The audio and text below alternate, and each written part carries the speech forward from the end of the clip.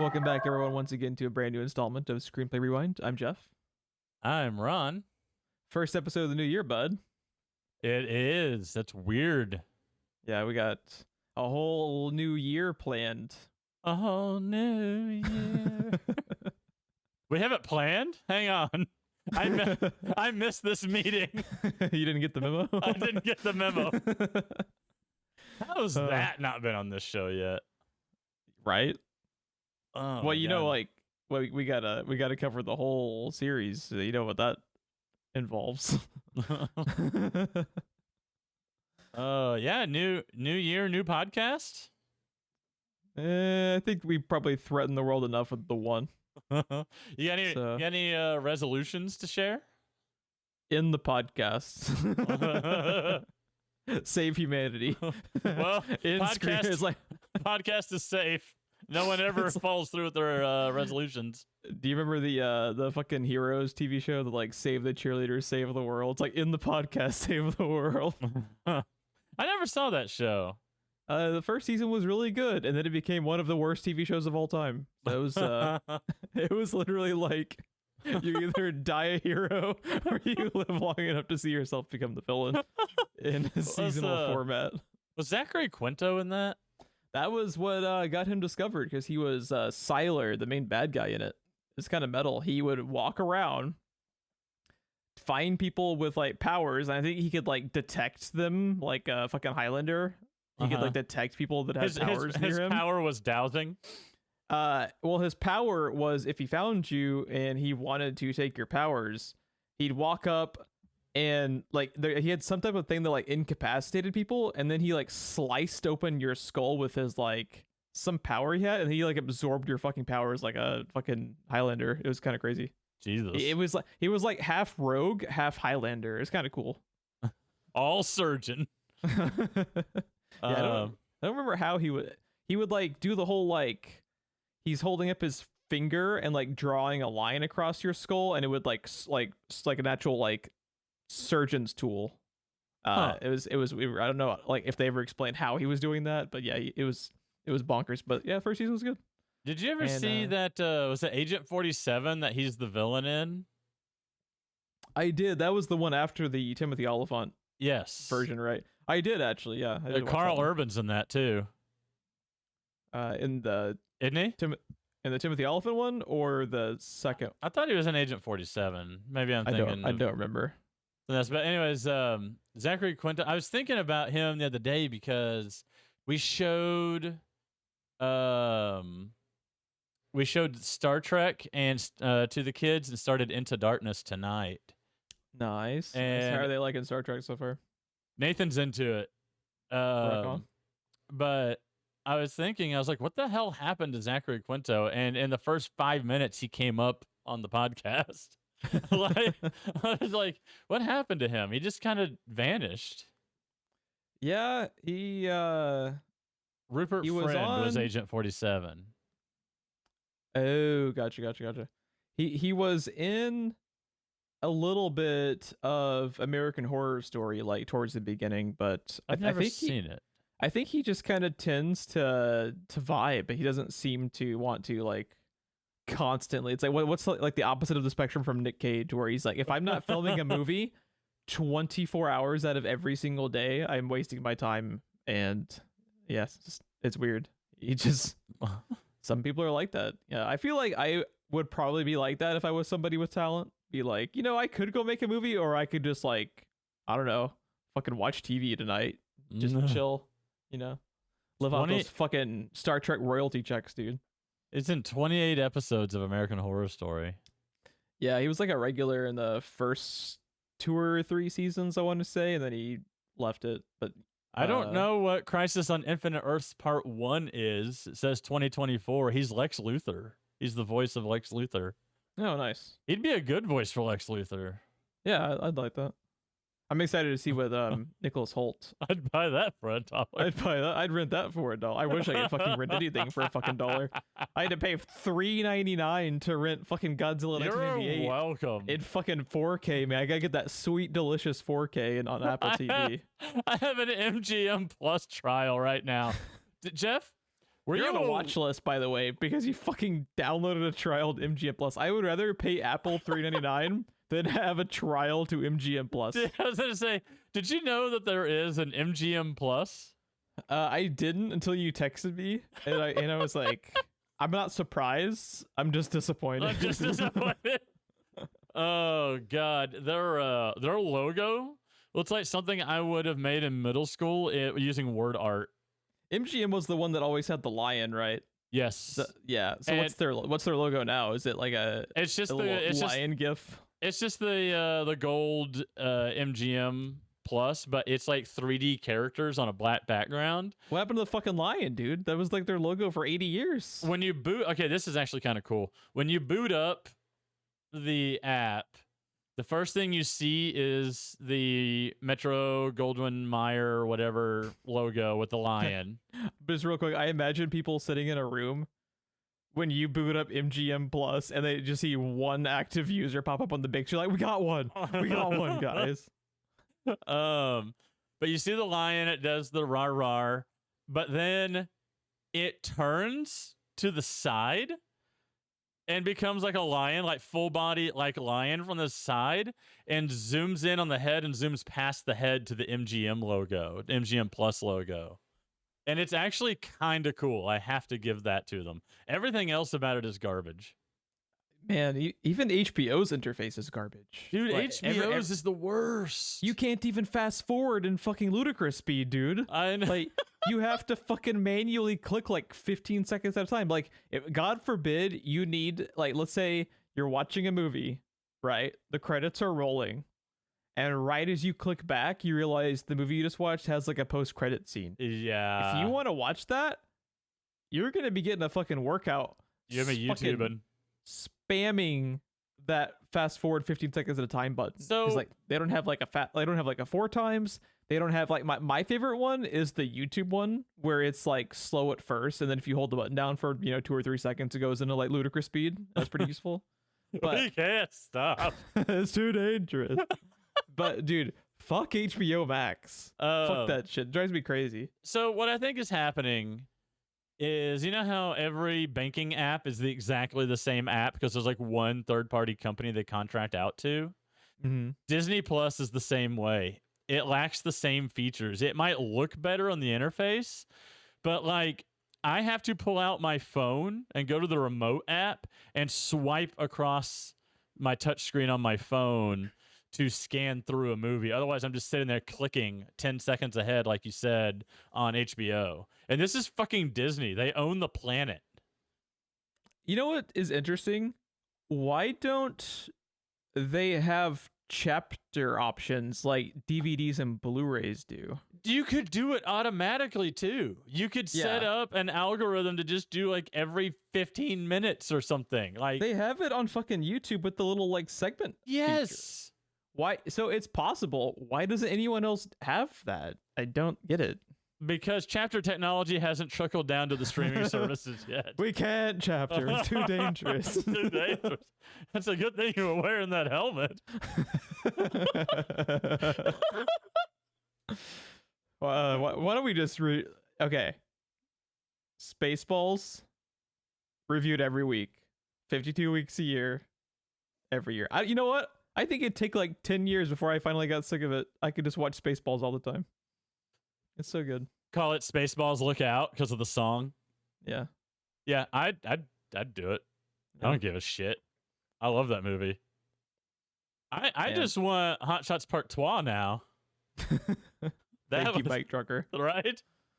Oh, man. I'm also disappointed that Mike Drucker's Twitter handle isn't Mother Drucker, because that is exactly what I would have as my Twitter handle. If I just saw at Mother Drucker, you're the fucking goat. That can't be topped. Oh, it can't be topped. It's too dangerous. I feel like we're slowly developing a t-shirt idea. Yeah. The most shocking thing about Mike Drucker's tweet is I thought that newest Top Gun movie was the third one. Well, apparently that new fucking Top Gun movie was really good because everyone lost their goddamn mind about it. I never saw it. I never saw it. I never saw the first one. Yeah, But I think I've seen the first one, but it's been like fucking 30 years, so I don't fucking remember anything about it. I saw like the first 20 minutes of the first one because not this last time, but the time before, my father-in-law got really hung up on we're gonna watch Top Gun, and like he put Top Gun Blu-ray in, and he sat there taking it so seriously, and I was sitting there laughing at it like this is the dumbest shit I have ever seen, and he was taking it so seriously. I mean, people like that movie. I don't get it. It was so bad. It was one of the worst things I've ever watched. And this is me. This is me talking. I like Godzilla 98. Like, it was so bad. The bar is not very high when you like Godzilla 1998. Like, when we eventually had to stop for, like, dinner or something, I was like, well, we're not going back to that. Like... I did see the volleyball scene though. I've always heard about it, but I've never seen it. The infamous volleyball. Oh my god. Yeah. They have like a really like poppy song going while it's going on too. Yeah, it made me question myself for a few minutes, but then when he turned it off, I was snapped out of the spell and I was good. You no longer wanted to marry Tom Cruise. I was jumping up and down on the couch with excitement, Jeff. Is that how we got Nicole Kidman? Did they just show her the volleyball scene, like strapped to a Clockwork Orange chair until she eventually thought he was attractive? I don't know. Oh my god. Could you imagine? Could you imagine what it would be like being in a room for 5 minutes with Tom Cruise? Yeah, he's nuts. I almost wonder if maybe he's like a little bit more reserved behind closed doors when he's not, like in a position where he can seek attention. Because I could see some people being like that. Like some actors are actively hamming it up when they're in public because they just enjoy the attention because they're all about it. Because some people are just genuinely like, they're not there for the craft. They're there for the attention. Like that's genuinely how some of them are, unfortunately. I agree. I wonder if he's maybe just a little bit more reserved in person. I agree, but I get the feeling that Tom Cruise does what Tom Cruise does because Tom Cruise. Like he is clinically insane. Yeah, I would really like to talk to someone that went to high school with him. And yeah, just to hear what he was like before the fame and the money. Yeah, and the Scientology. Yeah, and the Scientology. Did that? What was her name? There was it the lady on King of Queens that did the Scientology show? You know what I'm talking about? Their name's like Lee Ramini. You know what I'm talking about? You ever heard of the Scientology show that she did? I think so. I think I know what you're talking about. Yeah, she did like a Scientology like continuous documentary series or something. I wonder if she ever. Surely she did one on Tom Cruise, right? Because he's like up there, like with the fucking poster child for that shit. If she has an episode on Tom Cruise, I would be interested in watching that just to kind of like see what kind of like background details, because he's a fucking nut job, but he's interesting because of how much of a nut job he is. I don't know. I just be curious to know, like, is Tom Cruise legitimately batshit if you just ran into him into a bar and he happened to want to talk to you, or is it a persona that he puts on because he can? I don't know. One of my all-time favorite moments working at the movie theater, Jeff. Have you ever seen Last Samurai? I have not. I've seen parts of it, but I haven't seen all of it. So it was between rounds. So, completely and utterly dead in the lobby, right? And we're in the middle of trying to pop more popcorn. Lady comes out for a refill. And we tried to offer the, what theater you in, we'll bring it to you when it's ready so you don't miss your movie. And she was like, ugh, it's Tom Cruise. I'm fine right here. And she just hung out and chatted with us until the popcorn was done. And it's like, why are you watching Last Samurai? She's like, my husband. And then she just took the popcorn and slowly walked down the hallway. That's so funny. Yeah, she's like, oh no, it's Tom Cruise. I'm fine here. And she just hung out with all of us teenagers at the concession stand Go and watch The Last Samurai. Oh god, that's really good. It's so good. It's little nuggets like that you only get working at a movie theater. Yeah. Man, I had a lot of fun on Podium because of that. People that bought tickets but they're waiting for the rest of their party to show up, so they're just hanging out next to you. Yeah. I remember working Podium when people walked out of fucking Dragon Ball Evolution looking like they had just endured the fucking jungles of Nam, dude. It was bad. Oh fuck. I don't think we bless Dragon Ball Evolution. Yeah, the greatest film achievement of our time. Man, I don't think we had any questions or comments this week for this week's recording, but if you have any prompts or questions for Ron and myself, you can always email us screenplayrewind@gmail.com or hit us up on Twitter @SPRFilmcast. Before we jump in, yes, Ron, did you want, and just in case anyone didn't catch it at the ending of the last episode, what was your kind of thinking for bringing Godzilla 1998 onto the podcast? That was almost an accusation.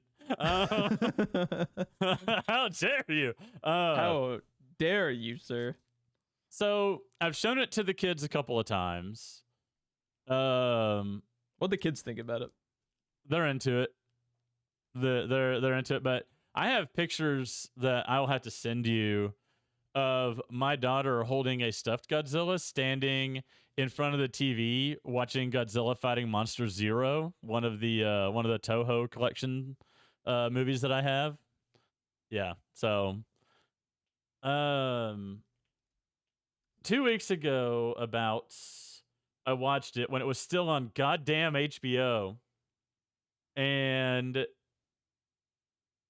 I don't know. I was thinking about it, and I think I was live texting you my thoughts on it, and just how like I get angry watching it now because I don't understand people's complaints that I have heard over the years listening to podcasts and watching YouTube and reading articles. It is invariably, if there's a new Godzilla movie coming out into theaters or coming out in Japan, someone revives the old Godzilla 98 horse and beats it with another stick. And I don't get it. I've never understood it. And it's just one of those things, like, it is now part of the movie for me. I can't watch it without thinking about it. And it doesn't necessarily hurt my enjoyment of it, but it just, every time I watch it, it just kind of chaps my ass a little bit more because I'm like, this movie is fine. It's not the greatest movie ever made. It's not Avengers Endgame. Like, it's not on either ends of that spectrum. It's not the worst movie ever made. It's a fine monster movie. And I just don't get people losing their shit over this movie the way they do. I think personally, I kind of fall between the two camps as far as like people that really dislike it and people that think it's fine. I think there are aspects of it. Like, I think oh, by the way, spoilers for Godzilla 1988. What? I know, right? I think this movie ironically suffers from the exact same problem that the current crop of Godzilla movies suffer from, and most of the Transformers movies, so specifically the ones made by Michael Bay. So when you say the current Godzilla movies, are you talking the Japanese or American ones? Because we're both pumping the American them out. ones. Okay. The American ones. It suffers from the exact same problem in that there is about 75% more human character subplot going on that I couldn't give less of a shit about. Like, why does this movie have a romance subplot? It doesn't fucking matter. It doesn't fucking matter. It doesn't fucking matter. If you delete the Audrey character from the movie, the movie goes up like 2 letter grades instantly because she has no purpose other than, hey, we write movie need romance. 1998, no, it doesn't. Baby. No, it fucking doesn't. Have you watched John Carpenter's The Thing? Is there a fucking romantic subplot going on in John Carpenter's The Thing? No. Hey, Ron, is there a subplot going on in Alien? No. There is with me. No. Is there a romantic subplot going on the boat in Jaws? No. A lot. These are some of the best movies ever. You don't need to have a fucking romantic subplot just because you wrote a fucking movie. That drives me crazy. They're Ugh. also all movies from the 70s and 80s. And this movie is made again at that weird time in cinema. We've got a lot of stuff that kind of resembles 2000 stuff. We have a lot of stuff that takes a step backwards with some weird character shit, some weird filming techniques. But well, part of the problem is that movies became a formula. yes, and Movies became like we need X, Y, and Z to make the movie, and then that's not how you make it. It shouldn't be a fucking formula. You're not making like a recipe for a dessert. You're making art. It's not formulaic. It really pisses me off. Well, I mean, this is the era that kind of pushed people towards indie, right? You got your big summer blockbusters from the major studios, and then the movies that make you feel something, you go to the indie arena for that.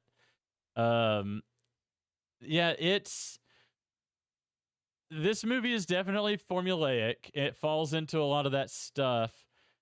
However, I think a movie can still be okay if it's done well enough. Like, this is so okay. The problem that I have with Godzilla fans, because I love Godzilla. I'm a Godzilla fan. I have the Toho box sets on my shelf in there. I've showed them to the kids several times. I've watched them several times. I watched them growing up when they were on TV late at night. I love Godzilla. The problem that I have with Godzilla fans, though, there's actually a Rage Select video with Matt Frank, who sums fan. it up perfectly for me. I want to say he was talking about Shin Godzilla, but I could be wrong. But he was talking about how whatever new Japanese version of Godzilla was out at the time didn't really work for him, and he wasn't really a big fan of it because he couldn't buy into any of the human characters in it. And he, as you know, all Godzilla movies are about the human element of the movie. And I was sitting there like, the fuck it is. I don't want... Get your humans out of my Godzilla movie. I want Kaiju Wreck City. And this movie and Pacific Rim, I think, are the only two Kaiju movies that I give any shit about any of the humans in it. I think Pacific Rim does it better than any of them because the characters of Pacific Rim are mostly just... they are present as much as the movie needs to like function, but they're never a distraction the way they are in, like, for instance, like the 2014 Godzilla movie. It's so focused on the human characters who are so boring. Oh my god. And the movie's so bad. Like the Transformers movies under Michael Bay were so focused on the humans. And it's painful. If you go back and rewatch them, especially now, like, why? They're painful to sit through because just like, dude, I don't painful to sit through the first time. And like, I get it. The more time humans spend on screen, the less money you're spending on the movie. I get it. Animation's expensive. Make your movie shorter. Edit it down. Actually, that's a problem. So one of my biggest complaints about 98 Godzilla, no chance in hell this movie should have been made at the length of 2 hours and 18 minutes. Oh, it feels like 10 minutes, though. It goes by. Oh, it feels like 2 hours and 18 minutes for me. It feels like 10 minutes for me. This movie is way too fucking long. This movie... really? Yeah.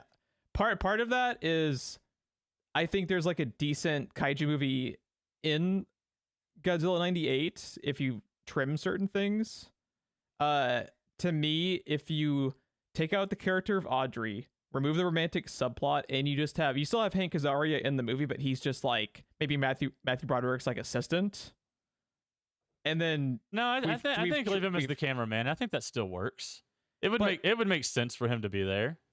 Yeah, just as like you can still keep him whatever like job, like as long he can be in the movie still, but the reporter stuff amounts to nothing. I couldn't fucking care less. I don't care about her like little character arc. I don't care about their backstory. Like, I don't care. I like, so like this is part of like the formula thing that I was complaining about earlier.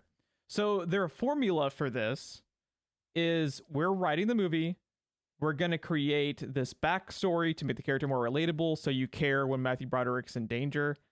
But you spend all this time making this backstory, and I still don't care because I'm there to watch Godzilla wreck shit. I'm not there to like care about the people in danger. It's like they did the exact same shit with like Shia LaBeouf in the Transformers movies. It's like we want to spend all this time dedicated to Shia LaBeouf and his dumbass family, and which also is Kevin Dunn, by the way. Yeah, I was thinking of that too watching this, and it's just like I don't care. I'm there to watch the Transformers fight. I'm there to watch Godzilla like tear up New York City. I have to disagree on this movie. On this movie, I have to disagree because this movie modeled itself after Jurassic Park, and it follows that same, the same moral, the same lesson that is to be learned in Jurassic Park is found in this movie also. And Matthew Broderick's character being pro-environmentalism and picketing at the White House and at Senate and stuff in his college days for less nuclear testing and more ecological studies and more environmental studies, and being a tree hugger in his college days plays into, I think, what the lesson of the movie is. And then, like, I like Jean Reno's character because his whole thing is you remember in Captain America when he tells him to not be a good soldier before he turns him into Captain America? Like, yeah, he's a patriot and he loves his country, but even he says, you know, like, my job even includes protecting it from itself. Like, he admits that they did this terrible thing that has led to all of these things that are happening, which is just a big metaphor for what nuclear testing does anyway, right? Yeah. And then Hank Azaria, just put him in every movie, please. Yeah, I think Hank Azaria has some pretty. He's got some of the best lines in the movie too, by the way. Yeah. But no, because this movie is about a kaiju showing up in New York, but unlike other kaiju movies, it's not here to wreck shop. Like the same moral and same lesson that is in Jurassic Park with humans did a thing that we probably shouldn't have been doing. That thing has a consequence that we should be taking responsibility for. And now we have a kaiju that we need to figure out how to deal with. And then we did the human thing, which is just shoot it till it dies. And like, you notice at the end of the movie, our four characters, right? Audrey, Nick, Philippe, and Animal are the only four people shown on screen not celebrating what just happened when Godzilla dies. Yeah, they have the whole thing with like Matthew Broderick like specifically being sad about it. Yeah. Like, yeah. They all look sad about it. And like Audrey, I want to say, is even like putting her hand like up to her face as the missiles are slamming into the side of it and everything. Like, and this thing just tried to kill them because, I mean, that's the other thing too. Like, so in a typical Godzilla movie, Godzilla shows up and starts wrecking shop because he's the apex predator. They even have a line about it, how we're not going to be the dominant species anymore if we let this get out of hand. In Godzilla movies, you aren't. Godzilla is. And usually when he shows up, it's because he's being challenged. Some other apex predator has moved in his territory, and he's usually hailed as the hero, but he's stomping on as many humans as the other monsters are. He don't give a shit. We're the ants, and he just happens to be wearing the boots, to use Loki's metaphor, right? Like, and we're just in the way, and we need to get out of his way while he handles whatever monster is coming. And he just doesn't give a shit about us and leaves. And in this movie, it's Godzilla shows up. but he's not doing anything insidious. Like everything that he's done can be tracked to the fish. There's the the fishing trolleys, the canning ship, which, by the way, thanks to Dirty Jobs, I know that those ships, as they're processing fish, they just chalk everything out into the water. So they're leaving a giant chum trail for Godzilla to follow. Yeah. There's that. There's when he attacks the docks, there's truckloads of fish there. Like everything he does, he's just following wherever the easiest place to gather fish is. Yeah. And it just kind of led him to the perfect place for him to start a nest. And then we blew it up, and that's when he turns into the kaiju wrecking shop. But even then, he's still just focused on our 4 characters, who ironically are the ones that didn't want to do this, but they're the ones surrounded by its dead young. So, Yeah. I don't know. I think I said this at the end of the last episode. I think the biggest problem people have with this movie, and they just don't realize it, is that it has the title Godzilla. But that's also a valid complaint, because they decided to call it Godzilla. Because like I'm a little bit in that camp of, when I'm sitting down to watch a Godzilla movie, if I have my choice, I want to watch a kaiju movie that is in the space of Pacific Rim, where I can specifically turn off my brain and enjoy the Saturday morning cartoon aspect of it. I'm not necessarily, I understand like there's a little bit more depth to the characterization of the main characters and their relationship to the idea of a kaiju in this situation, where it's just an animal, it's not a monster. And by the way, but I was just gonna say, it's like they chose to name it Godzilla, Well, like, so of course, it's got the brand power. If you're going to use the brand, that I do think that is fair to open yourself up to criticism, as far as like, this isn't your traditional Godzilla movie. And if people want that, that's perfectly fair, because I mean, so many of the original Godzilla movies play out like they're almost like Power Ranger episodes. Like they're very shallow. And if you want that, that's perfectly fine. That's one of the reasons I like Pacific Rim so much, is because it's like, think of Pacific Rim versus Godzilla 2014 and like the recent batch of those Godzilla movies. Those are trying too hard to be like, quote unquote, like cinema. I think they're following the formulas. And Pacific Rim is Del Toro. Del Toro knows this is just a Saturday morning cartoon. We're gonna have the giant monsters fight the giant fucking robots, and everyone's gonna have a blast. That's what I want. So when they try to elevate it even a little bit, I get turning off some of the fan base, because some people just don't want that, like they want to turn their brain off. They don't want to think about it. Yeah. My only point was, like, if you use the brand name, you are inviting comparisons to what came before it, and you can't really like just use that as an excuse, where it's like, yeah, you just hated it because it's like called Godzilla, but it is called Godzilla. And if you're, and by the way, this is coming from me. I have no connection to Godzilla whatsoever either way. I'm just watching it as a movie. But if I have my option as like a kaiju movie in general, I do like the more Del Toro route in this.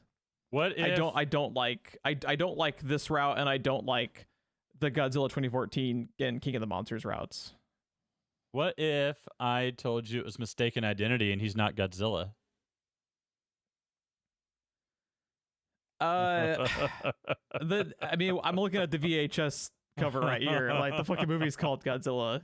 What? Just real quick, what's your opinion on like his aesthetic? Because it's a very different Godzilla aesthetic. I think that also probably pissed off a lot of people, because they want Godzilla. They don't want the like more, I guess like more reptilian, like legitimate version of what he'd probably look like, versus the kind of like goofy traditional Godzilla look. Well, like I said, he's quote unquote Godzilla. He's not Godzilla. Godzilla is also in this universe, but he's an iguana mutated by nuclear radiation. So he looks like an iguana, and I actually dig it. I don't know. I think as far as actual Godzilla is concerned, I like the 4 billion-year-old dinosaur kaiju look from the Hollow Earth that Godzilla has, but as far as monster design goes, I mean, I think it's fine. Yeah, I don't hate it. I do like the traditional Godzilla style better just because it's kind of silly. He looks goofy. I do wish that they would just make up their goddamn mind on whether he can or cannot breathe fire. Because I get that he's not breathing fire. I get it's the cars colliding in midair and exploding. But to do that twice makes me feel like you want him to breathe fire. Just go all in. You've already put a kaiju in New York. Just do it. Just do it. Are we gonna sit there and talk about how valid an iguana mutated by radiation breathing fire is when it's the size of a skyscraper? I mean, just do it. Yeah, I agree 10,000%. Just fucking do it. But, listen to Shia LaBeouf and just fucking do it. Let's backtrack just a little bit real quick. Go ahead and say what you're gonna say, and then I think let's run through the cast and like crew and everything. I'm Go gonna ahead. say I feel like I can't just sit there and mention that he's not actually Godzilla, even though that's what they've labeled him, without pointing out that the survivor of the ship is already familiar with Gojira, right? Which, by the way, that joke, come on. That it's Gojira, you moron. This movie has a few legitimately funny moments. And that's not one of them. This movie has some brutally bad one-liners. I turned on the subtitles for the old man, though. And the subtitle is Gojira. I swear to God, I hear Godzilla every time. I hear Godzilla as well. So they're coping with their fucking subtitle track they made for it. But he's familiar with Godzilla, and then when someone later in the movie, it's almost in the background, asks what Godzilla is, Vicki Lewis, I think, is the one that says that it's a mythological creature in Japan or something. But in the Toho stuff, Japan manages to kind of keep Godzilla a secret for a while before something bad happens and the world kind of finds out about it all at once.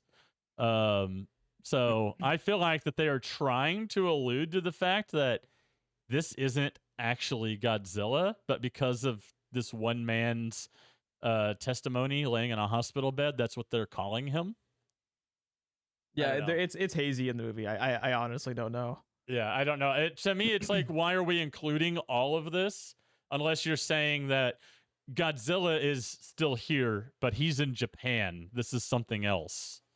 I don't know. It's always, also why would they continue calling him that if it wasn't the legitimate one? Because military like their code names. I don't know. But it's also like it's also in like the public, like the public on the news reporting and shit has taken to calling him. That's because of the tape Godzilla. She steals. Yeah, but I'm just saying, if the public at large, if like the world knew about the actual Godzilla and he's legitimate, they would, no, that's not fucking Godzilla, because there's video of him on the news, and then people like in a general sense would be like, I said in the original Toho stuff, Japan keeps him under wraps for a time, and then like Monster Zero shows up. I forget what the actual catalyst is that the world finds out about Godzilla and the other monsters, but there's a while there where it has a lot to do with is it Mount Fuji? Is that Japan? I think yeah, Mount Fuji. There's a lot going on with Mount Fuji in the original stuff and the old like early stuff, and then there's something about that, and then you've got the weird spin-off stuff like Yongari and stuff where like he's drinking oil, and you have another monster that goes for nuclear power plants. They're always attracted to energy sources for some reason in the original stuff. Yeah. So what are your thoughts in general on Roland Emmerich? Because I am very torn on Mr. Emmerich. I am surprised to hear that you are torn. Because he has done a couple movies I like quite a bit. I actually like, I honestly didn't realize he had made it. I like Stargate a lot. I had no idea he wrote and directed Stargate. Yeah, he did. I was gonna say I didn't know he did that either. I had no idea he had written and directed that like at all. The first thing I saw that pulled up was Stargate Atlantis.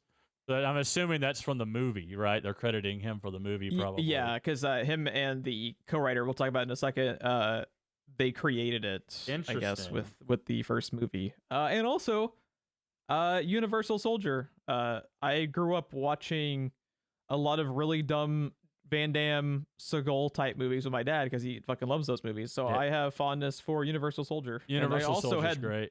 no idea that he directed that. So, but my problem with it, I also like The Patriot, which I also did not know he directed. Because I fully 10,000% now associate him with his disaster movies, because that's like what his like shtick became, like 2012, fucking 10,000 BC, Day After Tomorrow, fucking Independence Day. That's like that became like his whole thing. He came back for. Excuse me, you skipped one very important movie. He directed Independence Day Resurgence as well. Oh. I never saw Moonfall, but man, people hate that movie. I feel like people just hate movies that Roland Emmerich makes now because the internet is like kind of turned against them. I know. I was gonna say, I feel like it's like hip to hate him. Yeah, he's kind of like the Nickelback of directors. By the way, it is weird to see John Bradley not in his Game of Thrones character. Right. I'm looking at Moonfall right now, and it's got a hell of a cast. Who all's in it? I'm not. Sadly, Halle Berry is in it, but you also got Patrick Wilson. You got I like Patrick Wilson. Michael Pena, John Bradley, Donald Sutherland.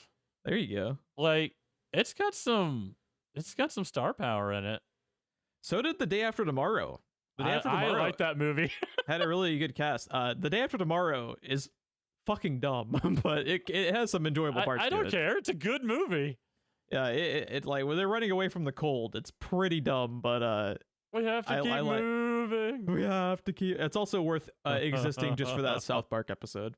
But yeah, have you seen real quick? Have you seen the fuck is that Disney movie? I can never remember the name of it.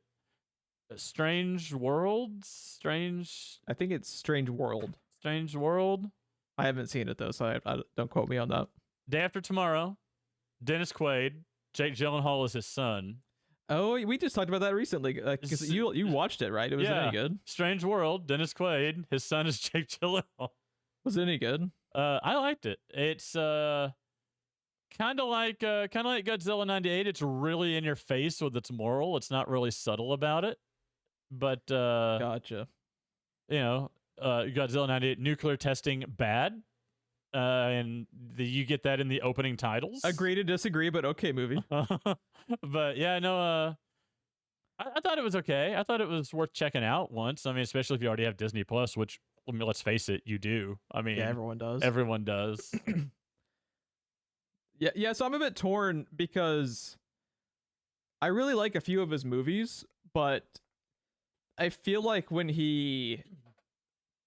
I almost feel like his quote unquote passion projects are the like silly disaster movies. Goddamn right.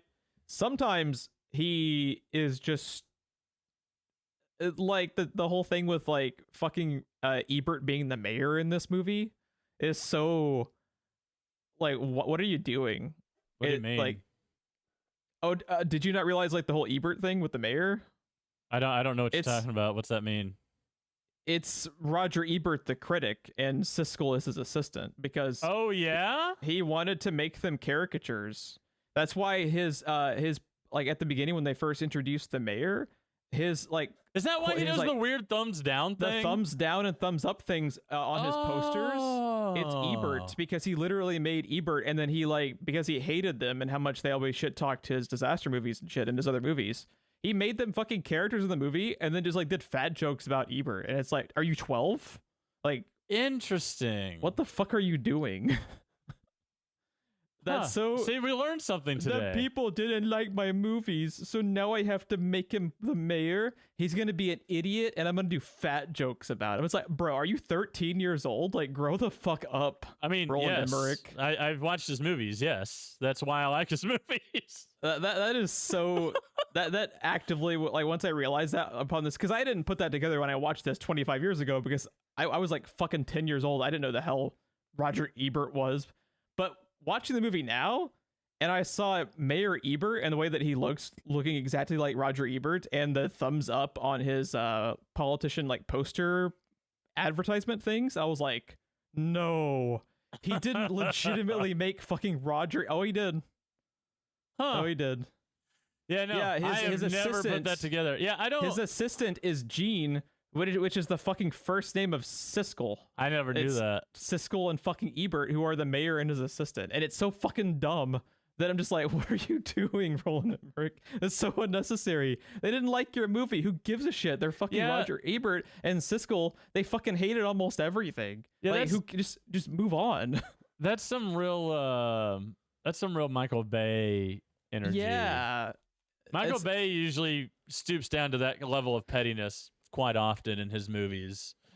Yeah, it's just like, why? Just fucking move on. But whatever. But then, like, why I'm torn is like he went on to like direct The Patriot. I like The Patriot. Like, that's a pretty. It's like, you know, not the best movie of all time, but it's pretty solid.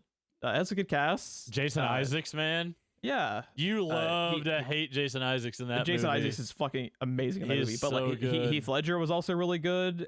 Like some of the cinematography of that movie is very good. For, you know, like it's kind of hard to make that time period like warfare kind of interesting to watch because of how, if you think back to how it actually would have been presented in real life, it's kind of stupid when they just like literally would stand in lines and fucking shoot at each other, you know? Donald But, Logue is in this movie too. Yeah. Jesus Christ, I need to watch The Patriot. I also need to rewatch The Patriot. 'Cause Mel it's a Gibson, good Heath cast. Ledger, Jolie Richardson, Jason Isaacs, Chris Cooper. Oh, fuck me. Frenchman. Sheki Cario.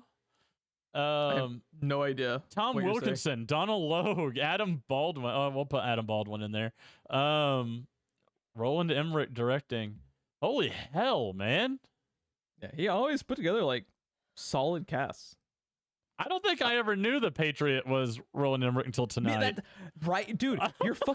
Your brain fucking Mandela affects him directing these movies like out of your memory for some reason. I can always tell you who directed what and what fucking year the movie came out, even if I have never seen the movie. I'm awful at but the year. I like several of the movies that I talked about, like Universal Soldier and The Patriot and fucking Stargate, and I didn't know he fucking directed them at all. And it's just like, it's weird how we all kind of just in our memory twisted his catalog to just being the silly disaster movies, which is not like the truth at all. Like, he did other stuff. It's just that's what he became, you know, known for.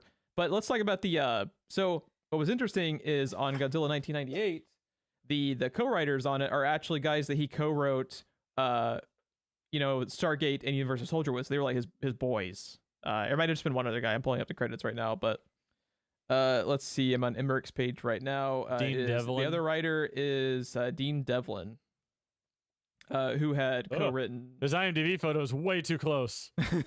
I don't need to be that close to anyone. Yeah, his other writing credits with him. I think it was pretty much like exclusively stuff like with Emmerich. I think he might have even been involved in some of the Stargate spin-offs. Oh, he produced Geostorm. There's a movie we should have on the podcast. Is Geostorm Emmerich? Because I would totally believe you if No. Geostorm was Emmerich, because that is a movie he probably wishes he had made because it's such a Roland Emmerich movie. I might take offense to that. I don't know.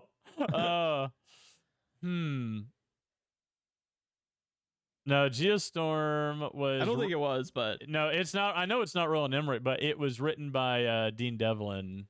oh, okay. Which is probably why it has that feel Has that to flavor it too. to it? Yeah, because it's, you know, he was part of Emmerich's like 90s run. I love Geostorm so much because it is so stupid. It is so good. Brave the storm. Get out of here, Geostorm. What do you think about the Godzilla 98 tagline of size does matter? Damn straight. It's so fucking dumb.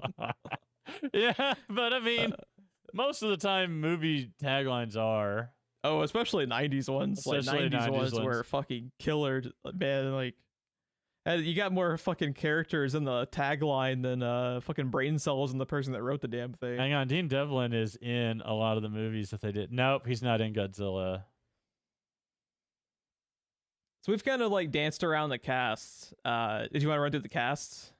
Yeah, sure.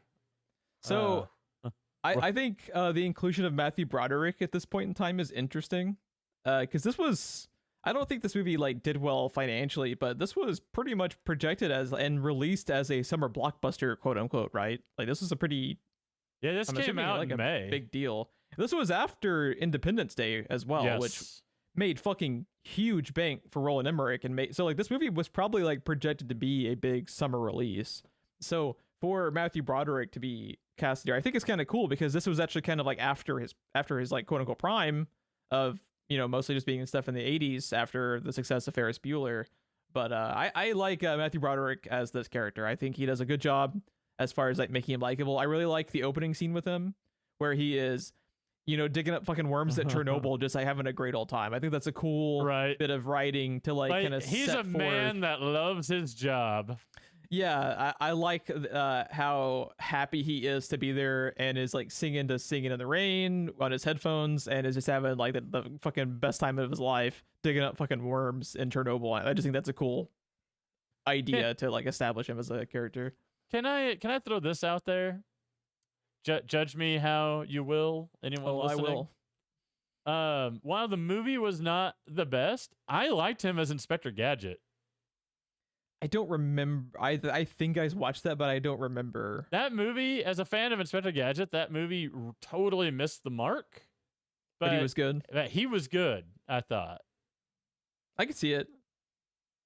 God, when did that movie come out? Was that like an early aughts movie? No, it's like 99. I just had it. Where is it? Just had it. 1999.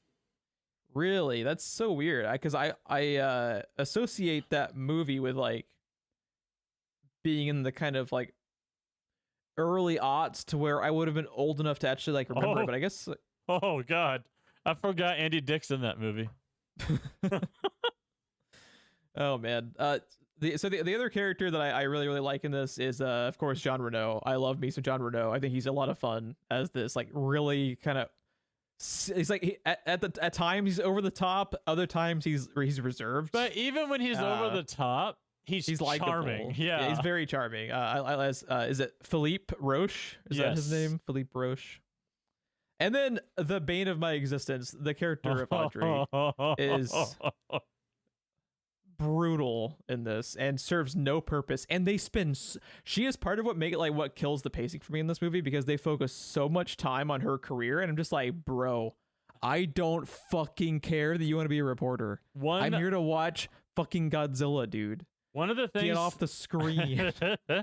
One of the things that I like about this movie is I feel like Broderick, Renault, and Azaria and Doug Savant, I feel like kind of respond to things that are happening in the movie the way they should be responding, the way you expect a normal human to respond to things, which makes the character of Audrey stick out so much because she doesn't respond to anything properly in this movie, and I just don't give a shit about anything she has to say or do on screen. Like, I cannot tell you, Jeff, how happy I am every time I watch this movie when she explains that she fucked him over because she was bad at her career, and you see Matthew Broderick's face where he's doing the mental math like, okay, like that makes sense, like I get it, and then he still leaves her leaving in the straight and says good luck with your new career and leaves her.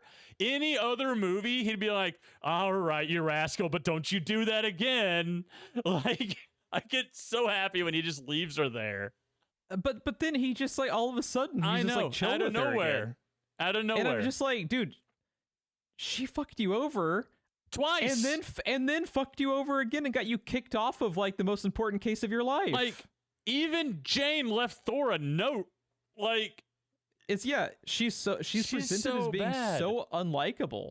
And what's really frustrating is like this movie has like another character that could have been placed into like her participation in the story and would have made a lot more sense. And I actually like her character more is Vicki Lewis, who plays Dr. Chapman. She is more likable and would have more to contribute to like the plot, but we have the other character just so we can have a romantic subplot. But if you wanted to have a romantic subplot, why wouldn't you just have she already thinks he's cute. Yeah, if you wanted to crowbar in the romantic subplot, why don't you just kind of like hint that like Totopoulos and what is it, Chapman? Yeah, Dr. Chapman. Like, just it's very, very frustrating that they like. That's what I was saying earlier. It's like I think this movie has the pieces of a decent kaiju movie in it. It's just I think it's like spread over too much bread. Like there's so much going on with like Audrey's character with her backstory with Matthew Broderick. They spend let's talk just real quick. Let's run through because there's something about the action sequences I wanted to talk to you about to kind of like see where you were at. But we also had mentioned so it's is it Patillo or Patillo who is the Audrey actress? I don't know how to pronounce her name. Yeah, Maria Patillo. I'm gonna go with Patillo, but Maria Patillo. I don't know. I've never heard it said out loud. Me neither. We had mentioned Hank Azaria, who is Animal Pilati, Kevin Dunn as Colonel Hicks, fucking Michael Lerner playing goddamn Mayor Roger Ebert. Fuck you, Roland Emmerich. God, I hate that shit so much. We have Ned Flanders, who is the like competing news anchor dude as part of the subplot that I couldn't fucking care less about. They spend so much time talking about oh my god, he is Charles guy. They spend so much fucking time talking about the goddamn news anchor guy. Just like, why are we taking time out of the movie to talk about the fucking news anchors? What was that? Sorry. Hang on, doesn't Hank Azaria do stuff for The Simpsons too? Yeah, he's the convenience store guy and Mo, I think, and Chief Wiggum. Huh? They're both. I had no idea Harry Shearer had anything to do with Simpsons. Oh, I can just like tell his like voice because he has such a specific voice. You can like now that I pointed it out, you can't like unhear it because it's fucking Ned Flanders to a T. Granted, you and I aren't as big of a Simpsons guy as many people. We had mentioned who is it? My IMDb is actually like freaking out right now because it's a garbage website. Yeah. Vicki Lewis plays Dr. Chapman. Arabella Field is Lucy Pilati, and that's Audrey's friend who also contributes fuck all to this movie other than like a couple of bad one-liners. That's my husband. Also, there is a couple of you have to forgive like 90s cringe moments the R word is the R word. I mean, that's very New York in the 90s though. It is, but it's also it hurts to go back and watch stuff like that. So that's unfortunate. Doug Savant, who is Sergeant O'Neill, and there's a few guys. Has he done anything major besides Desperate Housewives? I don't believe so. Oh, he's in Teen Wolf. So like I think part of the problem is like this movie it's not consolidated in areas like it really needs to be consolidated in. Like it has too many characters. Yeah, you can trim some of these characters and make the story work much more smoothly and help with like the pacing. The thing I want to talk to you about, were there any of the other actors you want to mention before I talk about this action scene thing? No. Yeah, pretty much everyone else was kind of like the gang of. Now here is a legitimate complaint. So, Jean Reno is a badass. I will decide if this Jean Reno is a complete badass. He knows what's at stake. Why do they have 3 dudes on their little task force?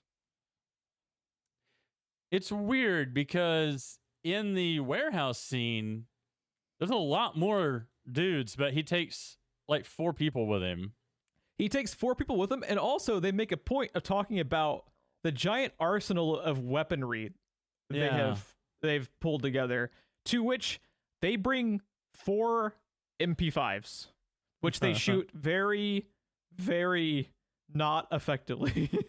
He's pretty effective with them. He is effective with them. His guys, nope, stupid as fuck. Yep. They might as well be fucking stormtroopers, man, when they're in the Madison Square Garden. I mean, I'm pretty sure that's what they're doing, right? They also actively are panicking like they're tourists at Jurassic Park, but they're meant to be like badasses. But it's like it's very strange. It's not like they've been trained to hunt kaiju. But this is above everybody's pay grade. But also, they're supposed to be badasses. They're supposed to be somewhat competent, not like, oh my god. They're freaking out like they're the fucking main lady in Jurassic World, dude. Like they are panicking. And they're not even fighting the big ones. They're fighting the little baby ones. I mean, I don't know. I found like the whole Little gang, babies, they're 9 feet tall. and I mean, compared to the fucking big one, like where this child's play. It's child's play. Size is relative. It's fine. Size occasionally matters. Size occasionally matters. Yes, but is it just like to make Jean Reno stand out as even more of a badass? But it makes him like really bad at judging who he's putting on his team because they're worthless. And he brings 3 guys, and they don't even bring the AKs, man. They bring the fucking submachine guns, and it's just like, why'd y'all assemble 50 AK-47s and shit? And you look like you're going to war with the fucking Predator, and you brought nothing. It's weird. I found that part weird. It's like they forgot what the earlier scene showed them to be and like what they had. Yeah, that's one of the things that I chalk up to like bad 90s like writing, because obviously Jean Reno is one of the main characters, which makes everyone else a side character and expendable, and like they're just there to up the body count.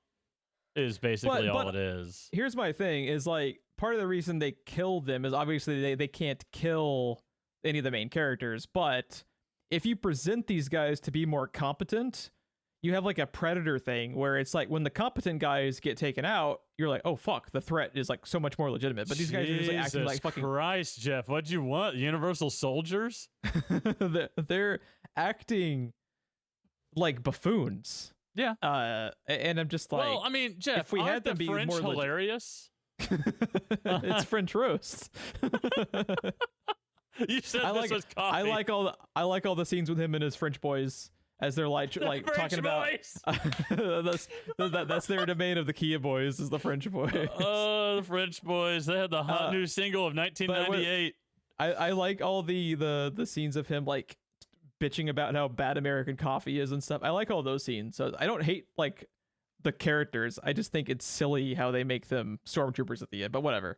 Yeah. I like Jean Reno a lot. It's just, these are the types of things, these types of inconsistencies like throughout the movie where it just seems like they weren't paying attention, I associate purely with like Michael Bay. And I think Roland Emmerich has a lot of that DNA, unfortunately, where he is childish, like with the Roger Ebert stuff.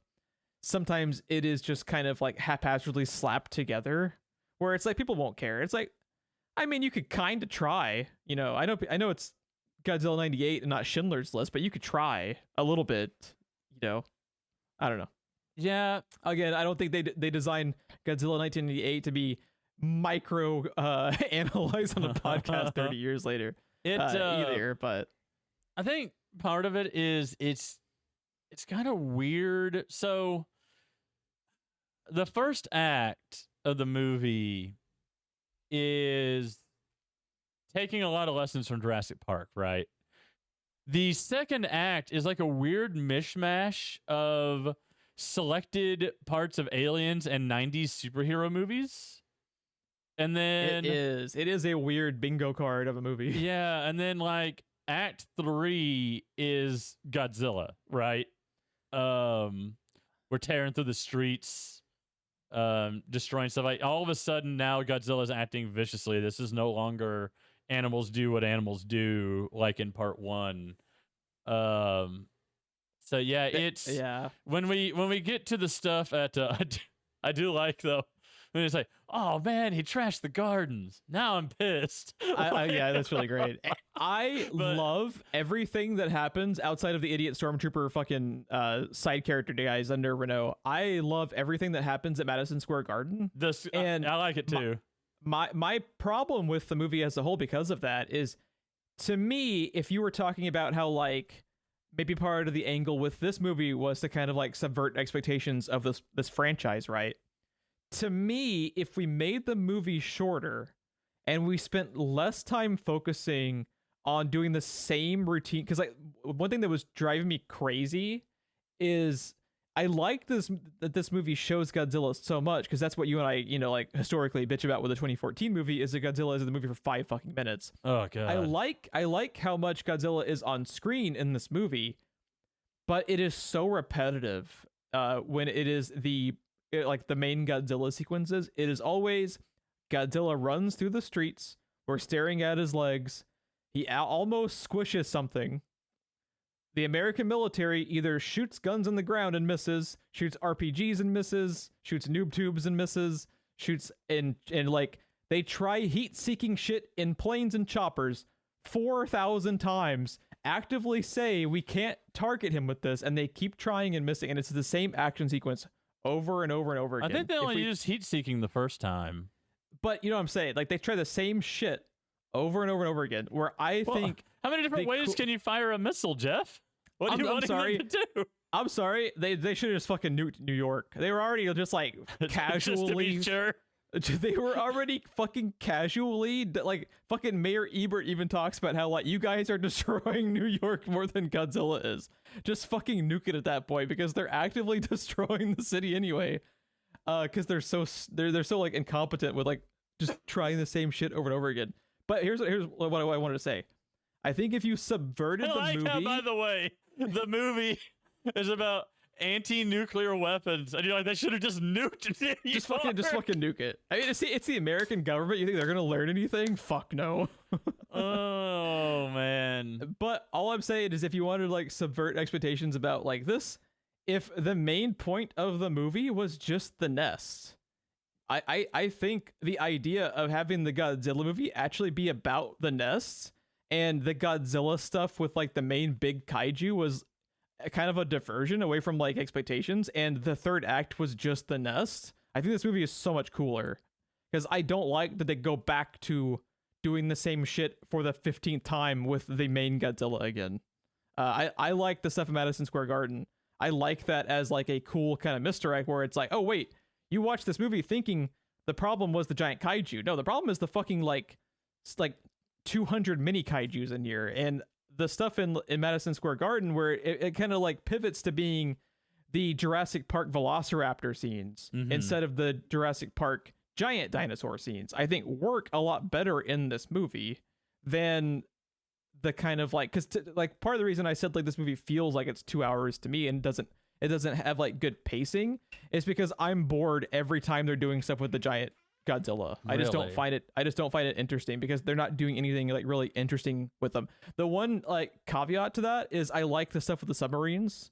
I like when Godzilla is like actively redirecting the targeting system ones back to the other ship. Like I like the submarine stuff, but when it's just Godzilla running through the streets and it's the soldiers shooting at him and missing, and the guys in there's like a scene with like 50 fucking jets going after him and just constantly missing, and it's just like, this is boring. I didn't read it as they're missing, as they're finding blood, and he's got wounds on him and stuff. When they are towards the very end, they're actively like doing damage to him, but a lot of the time they're just fucking. But like, earlier in the movie, like, Godzilla's got damage on him. It's just superficial.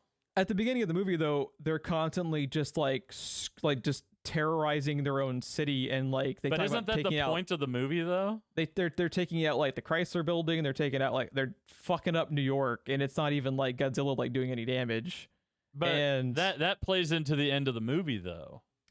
But what I'm saying is humans were the real monster here. Humans were the real Godzilla here. Absolutely, the whole time. I agree. I just think it's just boring to watch when they do it so much. It's like the opposite problem of Godzilla 2014, where it's like in Godzilla 2014, I'm begging you, for the love of God, show me anything with a giant monster. And in this, I'm like, yes, you're showing me, but it's like quantity over quality. Like, the coolest thing I've ever seen Godzilla do in a movie, granted I haven't seen the originals, I mostly just watched the newer stuff, in Godzilla 2014 when he laser breaths down the mouth of the other one, is the single what the fuck, that was fucking amazing moment.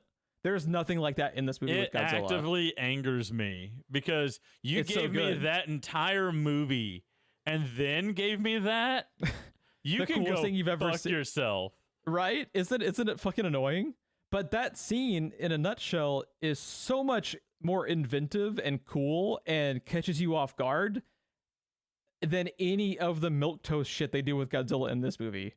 Not count.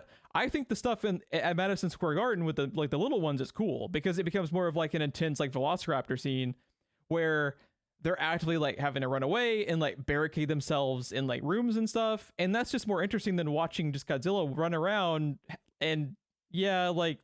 City's getting fucked up, he's getting shot at, but it's so dull to me. There's nothing interesting about what they're doing with the kaiju. Do you like the action sequences? Because I just find I find like nothing truly like enjoyable with any of the action sequences with the like Godzilla Prime, the big one, outside of the submarine stuff. Godzilla Prime. He has the Godzilla matrix of leadership. Fucking Nick Tatopoulos has to die and go talk to the other Godzilla Primes.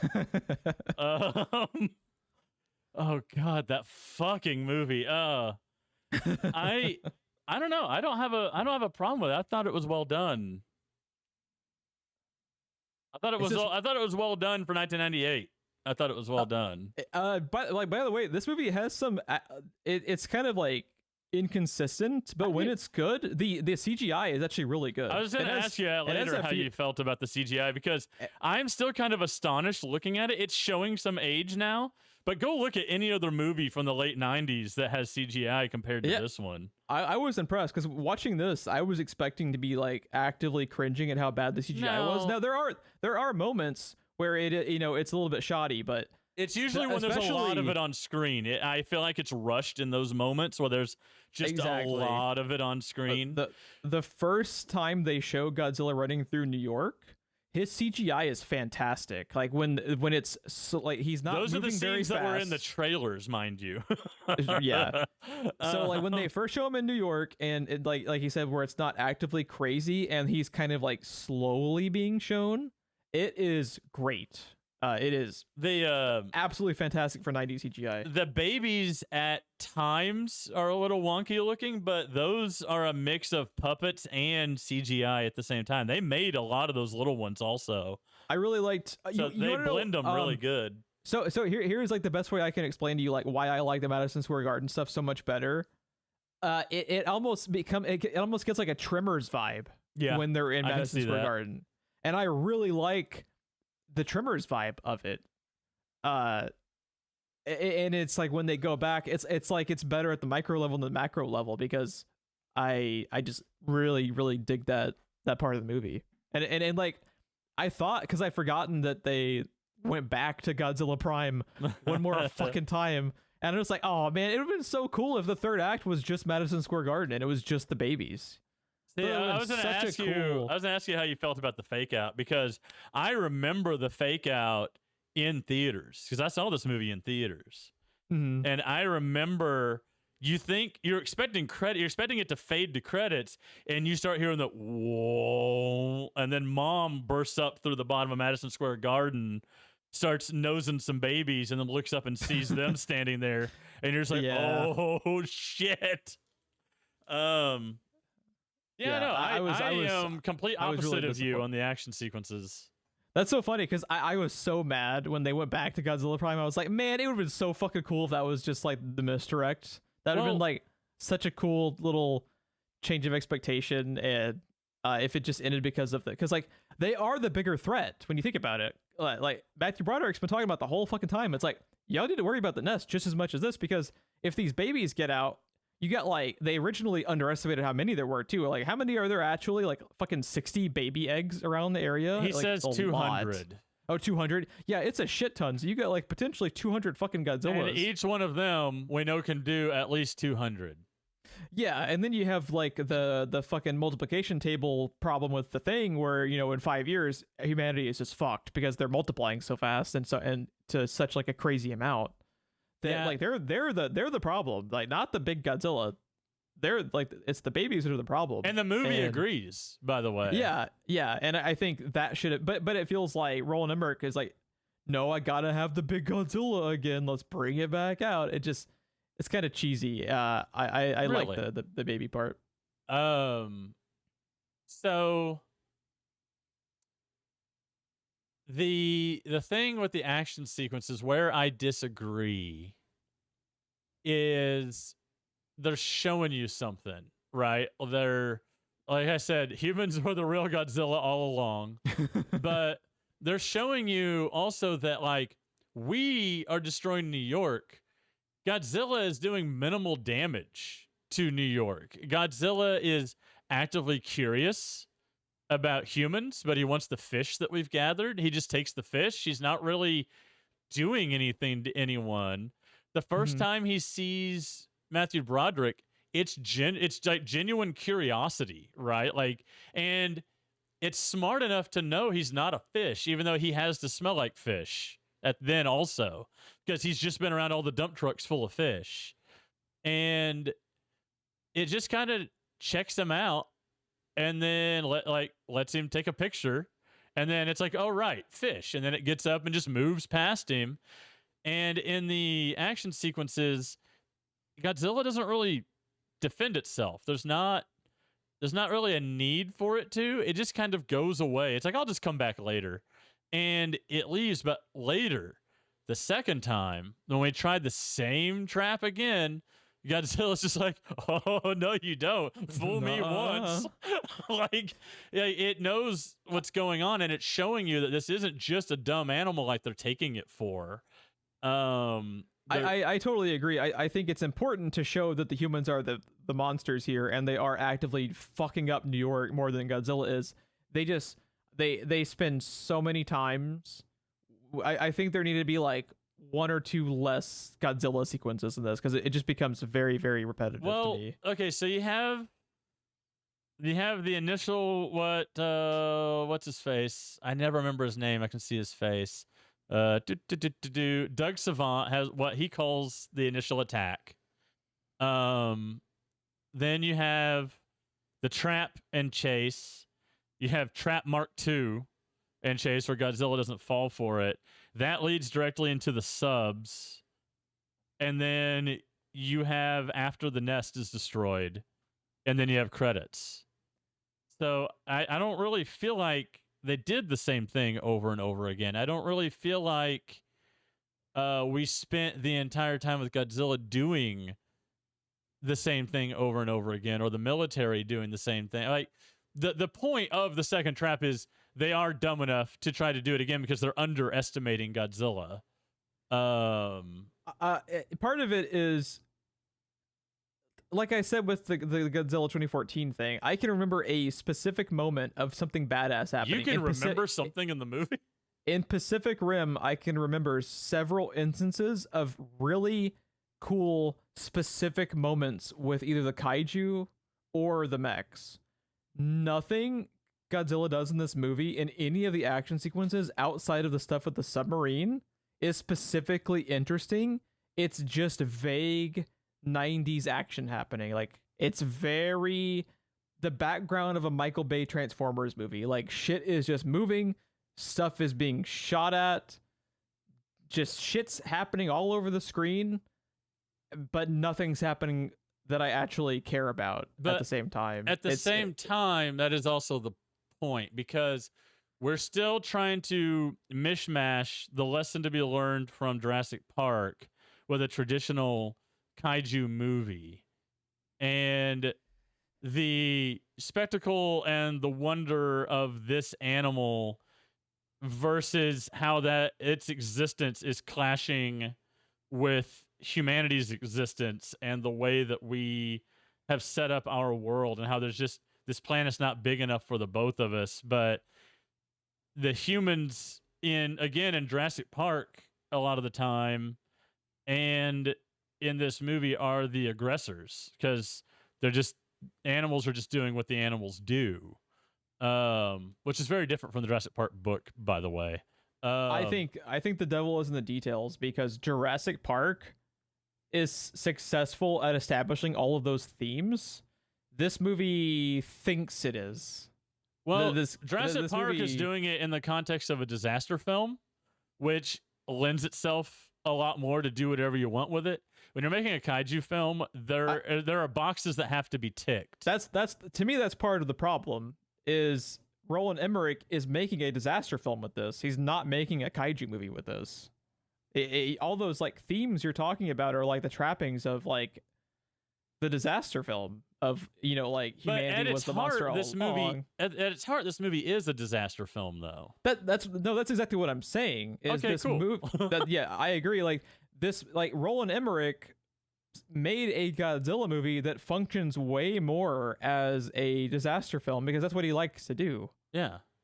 He didn't make a kaiju movie, and that's why I think people that are Godzilla fans like have such a disconnect with it, is because when they sit down to watch the Godzilla movie, They want a kaiju movie. They don't want a disaster movie. So I think you're 1000% correct in saying like people's issue with it is, you know, not fully justified because they would like it better if it wasn't called Godzilla. But if that's the case, just go the fucking what's the movie we covered with was it Deep Impact? Was that the one that we covered that was like that tied into what was the one that you really liked that has fucking Famke Janssen as the jewel thief lady at the beginning, and I'm blanking on the name of the main guy. You know the movie I'm talking about. What the fuck are you talking about? Deep Rising? Deep Rising. Yeah, we did Deep Rising. If this was the idea of he wanted to set out to make like a slightly different context for what would eventually be, you know, like how like you jumped to her and not Treat Williams. Had you said Treat Williams, I literally just said I couldn't remember the name of the main guy. That's why I was struggling. The one with Benny. Say the one with Benny. Yeah, exactly. The boat movie with Benny. Benny on a boat. Deep Rising, I think, walks that exact same tightrope that Roland Emmerich kind of wanted to do with this movie so much fucking better than this, because like it's not a King Kong movie. It's Deep Rising. Well, it can be allowed to be its own thing because they're not actively using the same title as the like established IP. So when people watch this movie and they wanted a Godzilla movie and they got a Roland Emmerich disaster movie masquerading as a Godzilla movie, I could see myself also being pissed if I was in their shoes, because he didn't deliver a traditional Godzilla movie at all. Like it's not the same thing. Which again is the point, which is why I like this movie. So the problem with Godzilla movies that only star Godzilla, even in the original ones, is they're just kind of boring, because they're just kind of him stomping around with nothing to do. And turning it into a disaster movie where it's literally just a clash and misunderstanding between this creature that is literally brand new to the planet, trying to mix in and doesn't really understand what it's doing, trying to nest in New York, is a lot stronger premise, I think. I think had this movie gone on for a sequel, you would have gotten a monster on monster movie, because there's nothing about this premise that locks out another monster coming in for Godzilla to fight. But you know, sequels usually have the bigger budget. They usually have everything that allows and more freedom for the directors to do those types of things. Sadly, that was the case with Independence Day Resurgence. Was that Emmerich back? Did he actually come back and direct that? Oh yeah.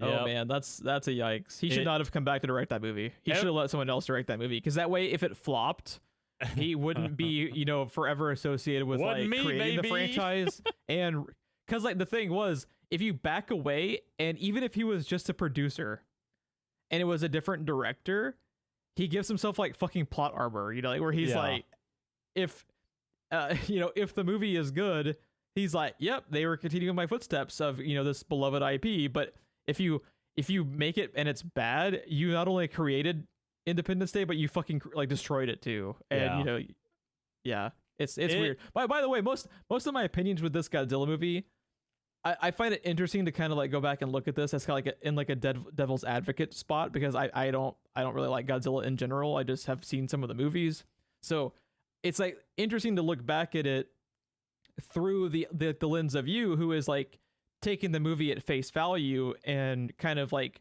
judging what's on the screen, what they were going for, but you know, also having to take into account, like for instance, Ron, you take the opposite kind of reaction with the Transformers movies by Michael Bay.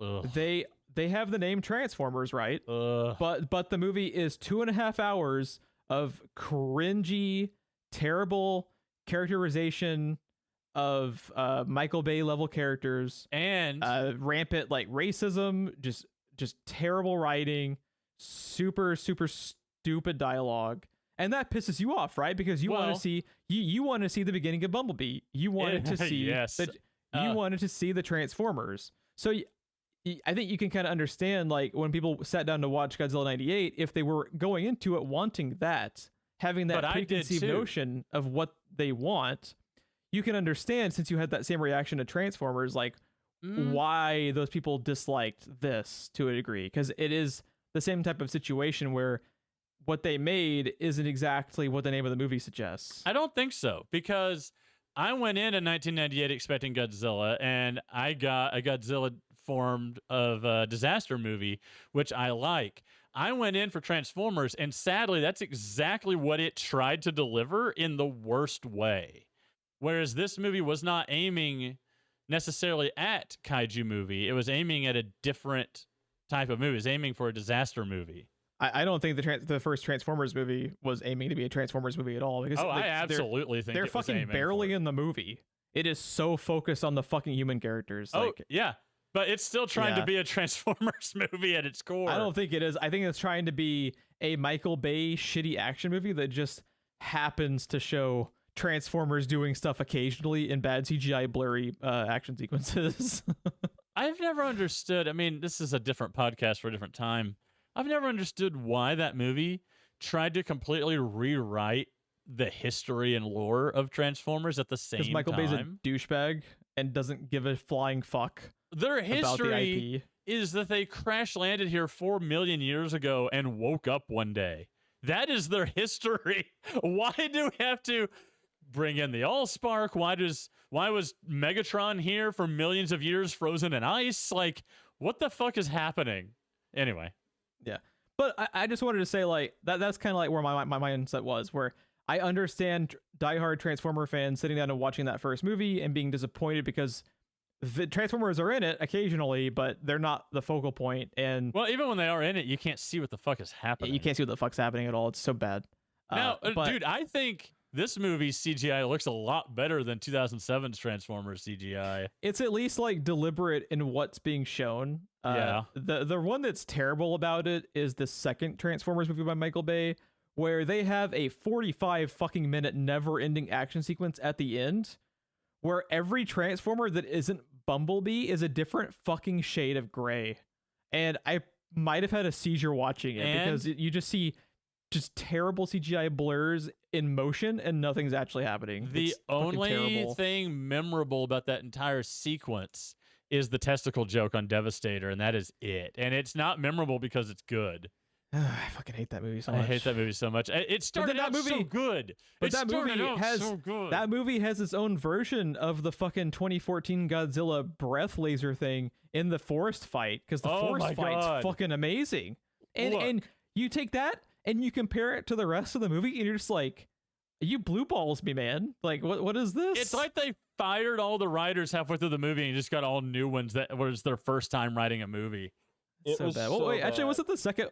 The second Transformers movie might have actually been during the writer's strike, so you probably might actually be like not far off. I'm pretty sure it was. But man, the first movie though, the CGI in it looked bad in 2007, and they reuse sequences, and some of those sequences reused are put in reverse. There's literally a part with Ironhide, and I don't remember who else in the movie. Maybe Ratchet. I don't remember who the fuck's in the movie. They bend down to talk to Sam. And then when they stand back up, it's the bending down animation played in reverse. And the frame rate on it is like 5 frames per second to begin with. It's so embarrassing. It's so bad. We'll eventually have some type of Transformers thing on this podcast, because someone's eventually going to fucking pick Transformers. Probably the second one, the worst one, for a friends and family coverage. So I would not put that past somebody. I don't think I've seen the worst one. That's the really scary thing. I've only seen the first 3. I don't know. That fucking second one is probably the worst, even though I haven't seen the Marky Mark ones. That's where I stopped. I was like, I'm done. In the trailer, when I heard, I think we have a Transformer, I was like, I'm done. I'm done. I'm out. It was Peter. I just Peter Griffin, done, and walked out of the theater. Like, what? No. So I feel compelled to just mention that this Godzilla movie at its core is a nuclear weapons testing is bad in an era where we thought we were going to go to war with North Korea over their missile testing and their nuclear testing and their plutonium production was a big worldwide problem in like the early 90s, and this movie came out in the late 90s about like the disasters and problems that can happen with nuclear testing, and the metaphor being Godzilla, the damage that he's doing yet not doing at the same time. It's mankind causing all the problems is basically where this movie stems from.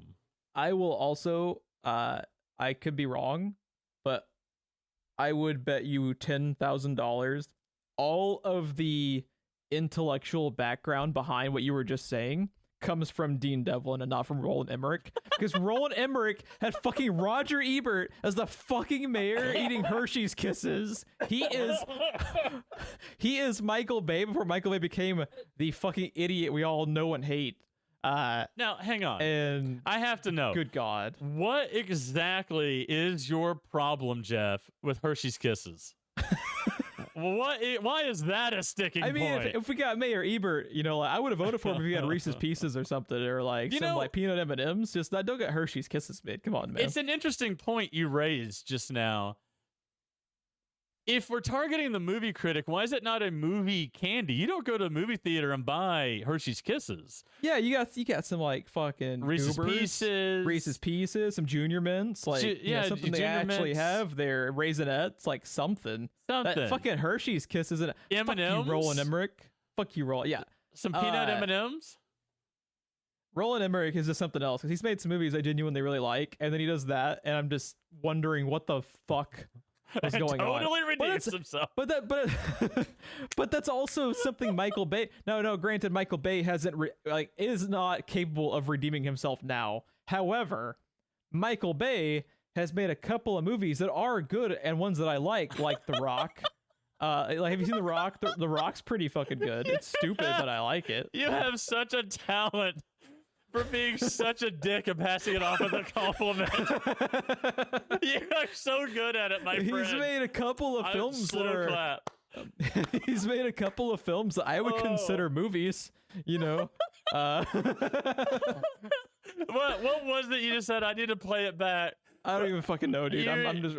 You literally said something he's made a couple of movies that I genuinely like. Like, you said it like it was this uplifting thing that's putting him on... that you're putting him on this pedestal for a couple of movies that you like. I completely fucking lost my train of thought. What was I gonna? Yeah, Jeff. like Michael Bay has made The Rock, which I like. I'll still need to see it. You haven't seen The Rock? I'm so sorry. You gotta. I'm so sad that you've seen the fucking Bayformers movies and you haven't seen The Rock, because The Rock is Sean Connery and Nicolas Cage in the 90s, man. But the same time, what was I gonna do? Not see Transformers? True, but man, The Rock's awesome. I like the first Bad Boys. Yeah, Bad Boys is good. The first Bad Boys is really good. I Bad like Boys the second 2. one too. Yeah, Bad Boys 2. I never saw the third one. I did not either. But Bad Boys 2 has some really great action sequences to it. I don't think it's quite as good as the first one, but it gets a fun action movie. And then he just lost his goddamn mind. It makes me sad, because he used to actually make some movies I like. It's so funny how many fucking directors are capable of making Aliens and Terminator fucking 2. James Cameron. Fucking Avatar, and it's just like, George Lucas, like, what goes on with these people? Just stop. Just, to quote the fucking Mad Max, the fucking Road Warrior, just walk away, man. Just walk away. I don't get it. When you're Roland Emmerich, fucking die on the hill that was Independence Day. Don't fucking come back 30 years later, make fucking Resurgence, man. You just prove that you were, just a hack waiting to happen. You see, there are people that would argue that Independence Day is one of his worst films, though. Really? I thought everyone kind of liked Independence Day. So Independence Day is one of those movies that everybody really liked when it first came out. And then, Oh, really? And then now everyone just talks about what garbage it is, and it was. I haven't seen it. It was my favorite movie all the way up to Avengers 2012. Interesting. Yeah, I remember thinking it was fine, but I haven't watched it in a very, very long time. I love that movie. But I remember enjoying it. I think it's good in the relative terms of Roland Emmerich making like disaster movies, because he has like the capability to make sometimes good material, but then he just sometimes fucking loses his goddamn mind. Fucking Mayor fucking Roger Ebert. I was so mad when I watched this. I was like, no, you didn't. And because that's why when Siskel at the end is walking away from him, he does the fucking thumbs down, Ron. It's like, fuck you, Roland Emmerich. I'm so glad that you pointed this out, because that makes so much more sense to me now. It's so dumb. Because I'm always like, that is so stupid. Nobody does that. Why do you do that? The more you know, Ron, the more you know. That's pretty funny. So fucking dumb. I sound like I like this is the movie I hate the most of all time. I don't. You sound real angry. I'm very angry at Roland Emmerich for being an idiot. Because I like some of his other stuff. Oh man. Yeah. I was surprised to hear how much like the action sequences work for you, because I was so fucking bored every time Godzilla was running through the streets. I was just like, yeah, Godzilla's running through the streets again. Oh, the military's fucking garbage and is just destroying the planet like we know that they love to do. Oh, Godzilla left. Oh, Godzilla's back. We got to roll out the jet fighters again. And it's just like over and over and over again. It's like, guys, can we have something like more interesting happen with Godzilla? Like, it's like everything from the first draft go. You know, it's and then like they finally have cool shit with Madison Square Garden. I'm just like, yeah, this is awesome. The best line in the movie to me is when Matthew Broderick opens the elevator door and he's like, wrong floor, and then closes the elevator door. I love that. I fucking love that scene. I always loved that, and I always loved Audrey like, come on, this way, and then they come back and Animal's like, not that way, not that way. you know what scene, funny enough, like stayed in my brain the most over the last like 20 years since I last saw this movie was the fucking baby Godzilla's sliding on the gumballs. Yeah. When they walked through Madison Square Garden and I saw the gumball machine, I was like, oh fuck yeah, I remember that scene now. So like all my positive memories of this are all the Madison Square Garden stuff. So it's like this like microcosm of nostalgia for me was the Madison Square Garden stuff. So that's probably part of it too. Is I like that scene a lot. That part of the movie, I should say. I always loved also when they're in the taxi sliding down his throat. Yo, man, you're going the wrong way. Hank Azaria can deliver any line and make it good. He's funny. I love Hank Azaria. I just made a discovery.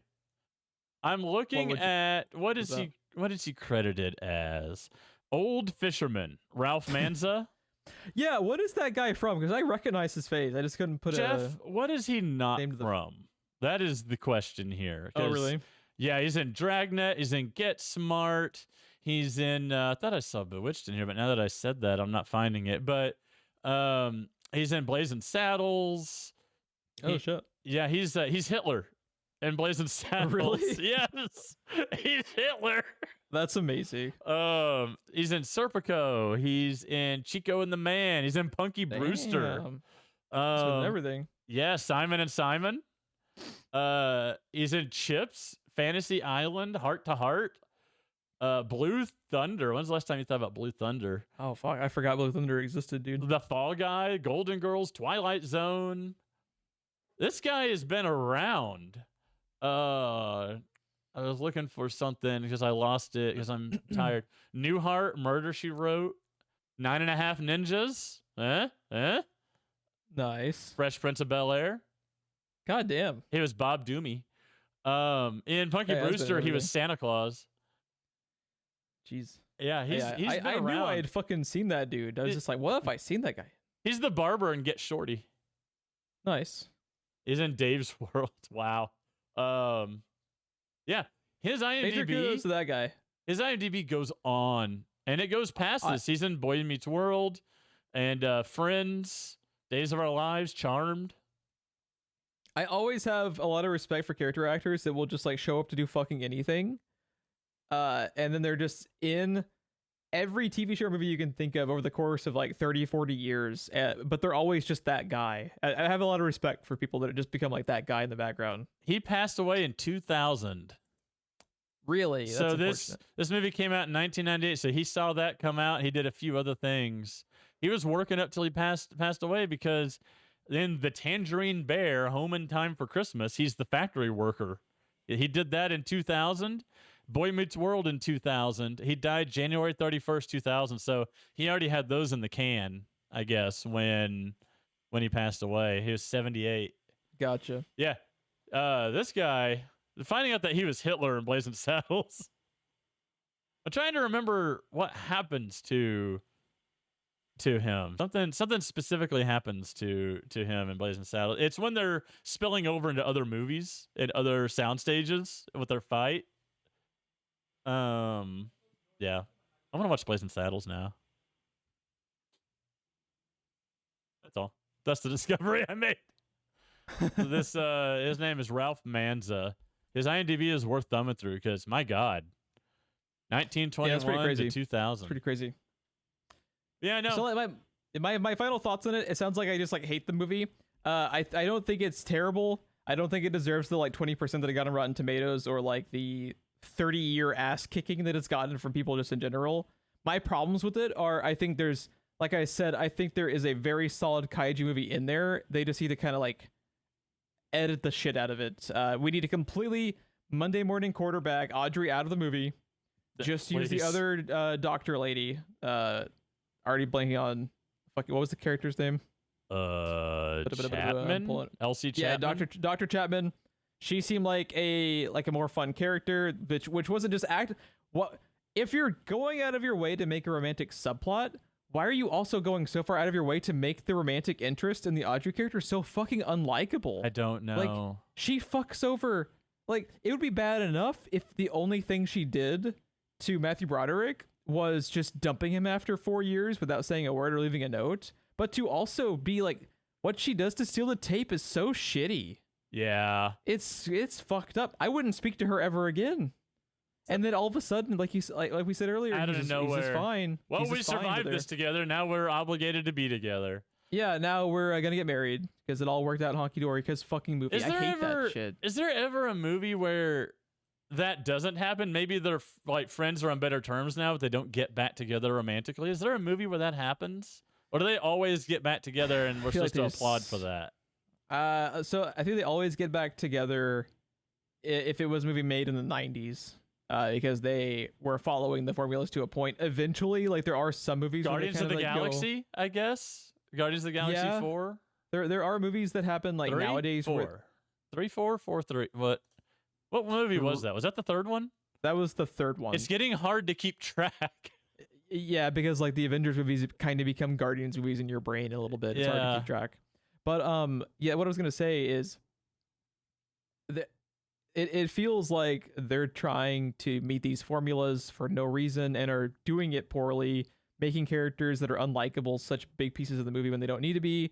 If you just completely take her out of the movie, I think this movie would work better personally. I know it flies by for you, like you had said, but for me, I think this should be like a more felt like hour and 45 minutes, hour and 50, something like that, just to trim it a little bit. Mayor fucking Roger Ebert, delete them from the movie. It's a terrible fucking parody. Your butt hurt because the critics didn't like your movie. Get over yourself. You made like cheesy movies. Is there any critics, movie? Guess what? The critics aren't gonna like your fucking cheesy summer blockbuster movies. Like, they want artsy fartsy shit. They were always going to hate your movies because you make the types of movies they hate. But that makes no sense to me, though, because all I have ever heard my entire life, no matter what the movie is Roger Ebert gives it 2 thumbs up. Like, it doesn't matter what it is, even if it's this type of movie. I've always heard whatever it is. If he watched he didn't like everything. No, he did not like it, because there's quite a few instances of like pretty famous movies not being liked by Roger Ebert. The thing is, it's just like their format of the 2 thumbs up became like a meme. So you think like in retrospect, like he just liked everything, but no, he did not. But you get what I'm saying? Like, Roland Emmerich, you made Universal Soldier. Of course the critics weren't going to like it. It's Universal Soldier. It's not made for critics. It's a fucking stupid Jean-Claude Van Damme movie. It's a good movie though. Yeah, it's not a good movie, but it's a fucking great movie. But yeah, The Return is good too. I don't think I ever saw The Return. I gotta watch that. Yeah, it's good. Yeah, I think if you just end with Madison Square Garden, the movie actually has like a cool subversion of expectations, which I would like. Granted, what I'm hearing from you is this scale is what you don't like, because you even cited Deep Rising as doing it better, but just like the Madison Square Garden, those movies scale it down. Yeah, 1000%. I think if you had your third act of this Godzilla movie intentionally going that route, where we are scaling it down to where it feels more like a Tremors movie than it does a Godzilla movie, I think that's actually cool and like a change of pace that could potentially piss people off that want the kaiju shit. But if you're trying to be like more artistic about it, I think is a cool subversion. But they immediately go back on that by like, oh, here's the fake out, here's the fucking Godzilla Prime again. It's like, fuck you, Roland Emmerich. I like the other stuff better. And that's kind of like my thing. When I watch a movie, unfortunately, and I start picking up pieces to where I'm like, this needs to go, this needs to go, this needs to go, that drives me crazy. Where it's just like, all you gotta do is edit the shit down. Why are the fucking Michael Bay Transformers movies 5.5 hours long, Ron? Oh my God. Can you please tell me why they're so fucking long? I wish I could. Get that shit out of the movie. Your movie doesn't need to be... Dude, it's getting worse where it's like, it feels like every fucking movie is 2.5 hours nowadays. And it's just like, stop it. Stop it, dude. More is not more. More is not better. It is A-okay for your fucking movie to be an hour and 45 minutes long. It's okay for your movie to be fucking 90 minutes long. Just make a good movie. Most of the longest movies have no business being as long as they are. Oh my God. It drives me crazy. But yeah, thanks for attending my TED Talk, I guess, about fucking movie. It's just this movie hits like a lot of sore spots for me because it makes me think. It makes me think, unfortunately, of like so many of the problems with like the most recent Godzilla movies, which also piss me off. Why are those movies 2 hours and 45 minutes long? They don't need to be, man.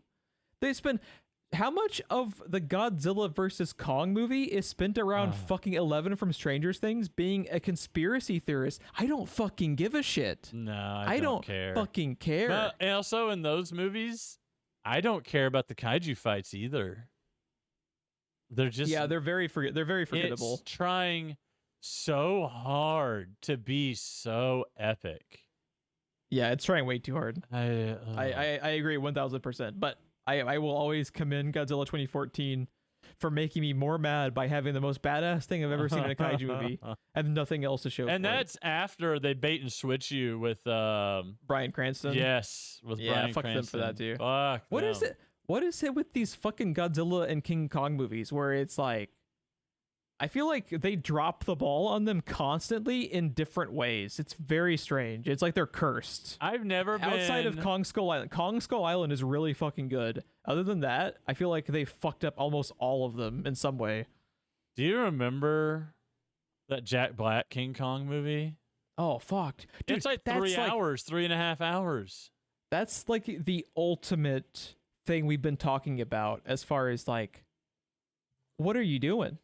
Why is this movie 3 hours and 45 minutes long? Oh my God, it was 2005. It was 7 years after this. Peter Jackson, yeah, I love you for making Lord of the Rings. Just because you made Lord of the Rings doesn't mean every fucking movie you make needs to be 3.5 hours long. But that's what he's been doing. What are you doing? Peter Jackson, the reason the Lord of the Rings movies are so fucking long is because each one of them is based on a 600 or 700 page fucking book. What is with Adrian doing? Adrian Brody's IMDb picture? I have no idea. What is this picture? I'll pull him up. He looks like an android with glowing eyes. I don't understand. That King Kong movie is 3 hours and 7 minutes. You can stick your 7 minutes up your ass. Why does he look like a fucking replicant? Do you what see am I it? Looking at? It's fine if you click on him and go look at his picture. It's just him with some dreamy eyes. You close that and go back to the little version of the picture. It's like an optical illusion, dude. Yeah, I don't. It's like I'm looking at him across a desert.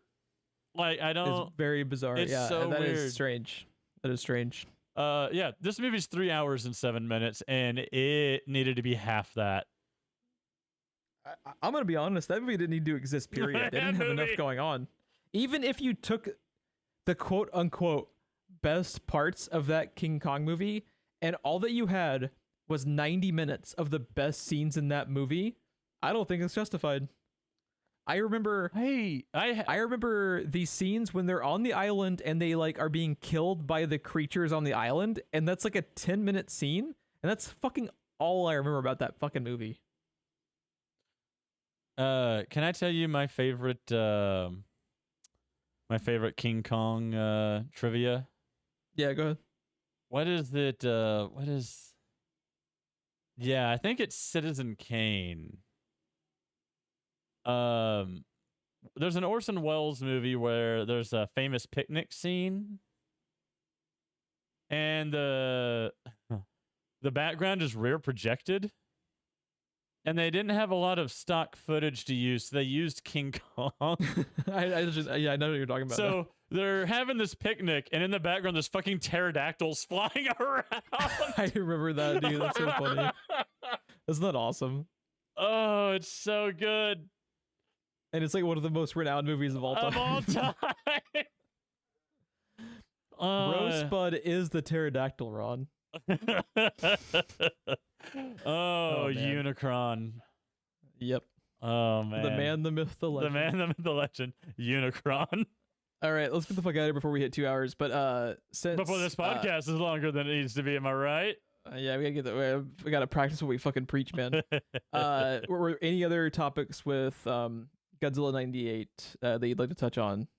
By the way, most of my criticisms about this are just like fueled by how angry I am in general about the last like 15 years of movies becoming way too fucking long for no fucking reason.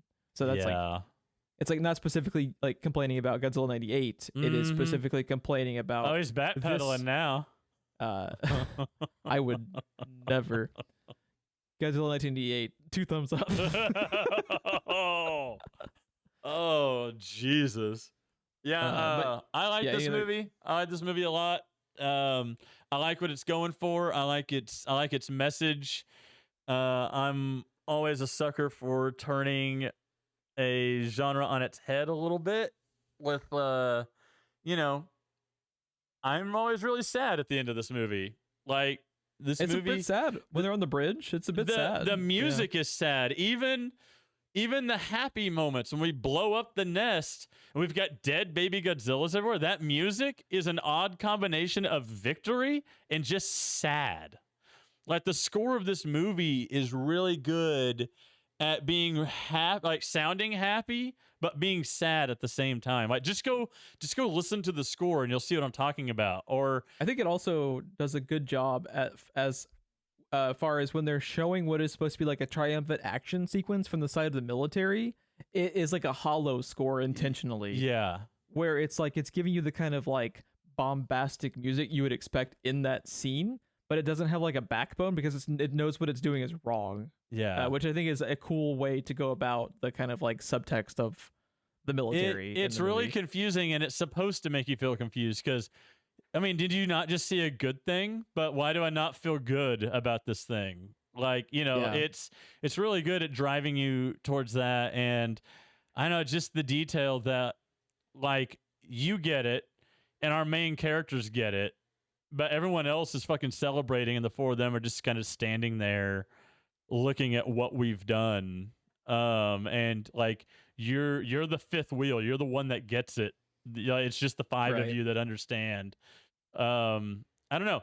I really like this movie. I think it's got a lot of strengths. Oddly enough, in the middle of your rant, you also voiced all the same things I was going to close out with. You summed up my thoughts perfectly as well. This movie does not deserve the shit that it's gotten for 30 years. This movie is not the best movie ever. It's not the worst movie ever. It is a different movie, and it's taking a brand name that's probably forced on them by the studio and doing something different with it.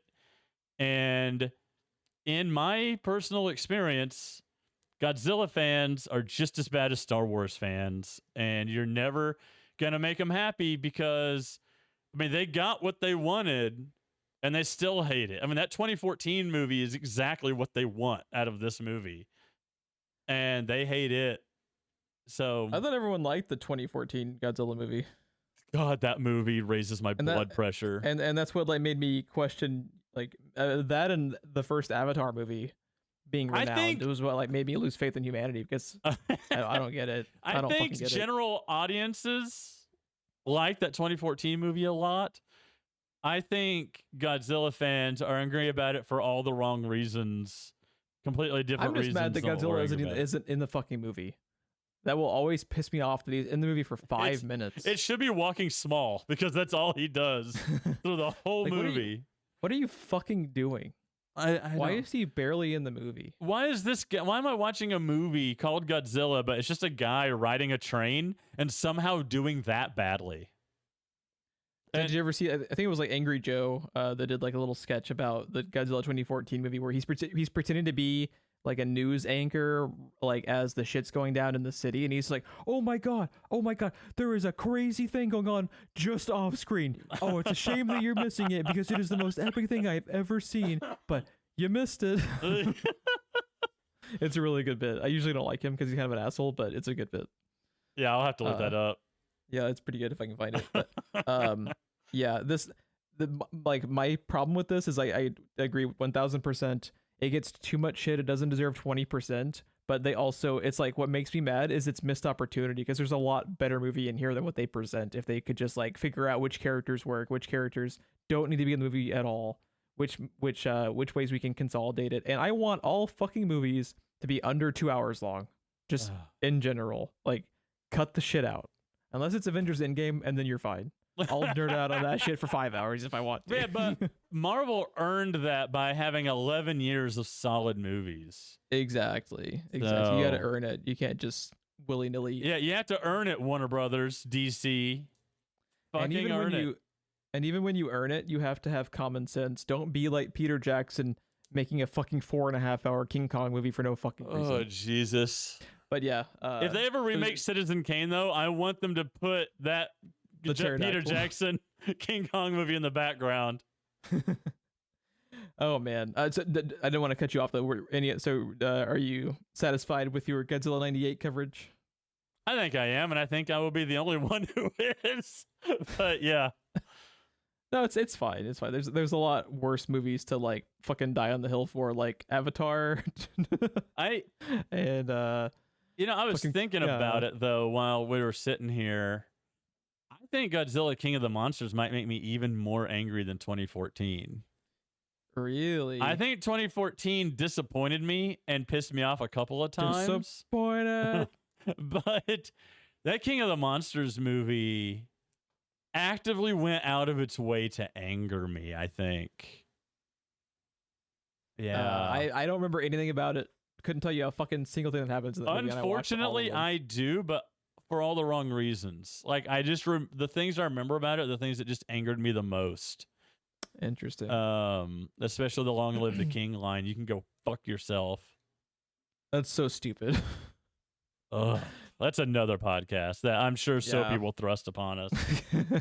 So, yeah.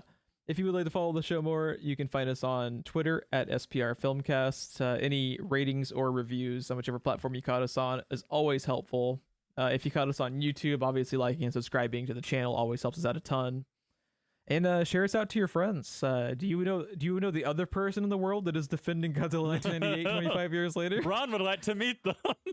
I just imagine you finding them and it's just you with a mustache. It's like your parallel universe twin. Oh, that's amazing. But yeah, it's so funny that I ended up being square in the middle between you and all the people that fucking hate this movie. I was like square in the middle. It's like, it's not great. It had potential. It got too much shit that it does. I hit like all spectrums of this fucking movie coverage and like response to Godzilla 1998, which is weird because I don't fucking care about Godzilla. And I guess I have like the in-depth devil's advocate coverage for Godzilla 1998. Yeah, that everyone has been desperately seeking for the last 25 years. It's often lonely on the correct side of issues. So I'm used to it at this point. But I'm with you. I agree. It gets too much shit. So there you go. You redeemed asterisk Godzilla 1998. Oh, damn it, Jeff. There you go, bud. Damn it, Jeff. Even when I agree with you and back out. I've been living with this since 1998. You can go fuck yourself. What's all right, worm guy? Would you like to know what we're covering next time, Ron? Yes. Does Find out next time on Dragon Ball Z. On Dragon Ball Evolution. On Dragon Ball Evolution. We're bringing Foku back. Evolution is not always a good thing. So I'm mixing things up a little bit. Tremors 3. More worms. More worms. I'm doing something we haven't done in a hot minute. I'm picking something that I'm fairly certain neither of us has seen. Ooh. Godzilla -1. Godzilla -1. This is what this podcast is. Do you want to hear what really grinds Jeff's gears? It's Godzilla movies. It's movie titles with math in the name. It's movie titles. I didn't go to fucking math school to watch a goddamn Godzilla movie, man. Math school. I mean, that's just called school. No, it's math school. Oh, that's so good. You gotta get a certain degree to get tickets for Godzilla -1. Because if they make a sequel, you gotta be able to go to Godzilla +2. What it reminds me of is there's a lot of parental controls that are hand this tablet to an adult to do this thing, and it's like 2 + 2 × 4 =, which, by the way, my son can do that math. But like that's what Godzilla -1 reminds me. It's like if you can solve for Godzilla in this equation, you can buy your tickets. If you can please excuse my dear Aunt Sally, you can get in to see Godzilla. Well done, sir. Oh man. Order of operations. Order of operations, man. What's our order of operations for next time, Jeff? I went to math school. You're fucking welcome, dude. To math school. Our next movie. This is such like a change of pace. The fighting quadratic equations. Let's go. Have you heard of When Evil Lurks, Ron? That sounds very familiar. All right, so here's like the quick shtick with When Evil Lurks. I haven't seen it, but this was one of the most hyped horror movies from last year. It is streaming on Shudder, so you can, if you don't already have it, you can sign up for a free trial for it to watch it. I think it's not exclusively on Shudder, but it is available to rent on like Amazon and Apple and everything. But you can get it through a trial or subscription to Shudder.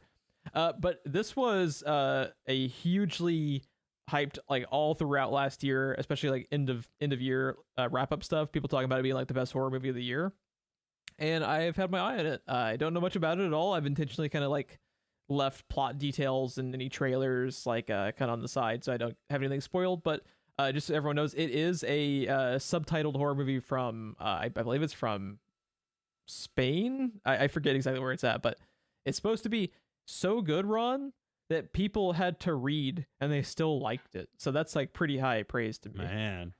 Because, yeah. I've never heard the term demon infected. Demon infected?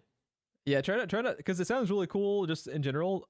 Try not to look up too many details. I've heard that you kind of want to go into this knowing as little as possible. So like refrain from looking up too much about it if you can.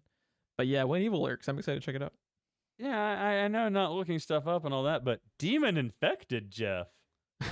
Well, I've never heard it said that way. Well, you didn't go to demon school, man. I'm a petty dabbler, okay? You're a petty dabbler of the demon arts. Yep. I'm a petty dabbler of the math arts, unfortunately. Petty dabbler of the podcast arts. I thought you said petty daddy dabbler for a second. That is a whole entirely different school. No, that's After Dark, my friend. Oh, man.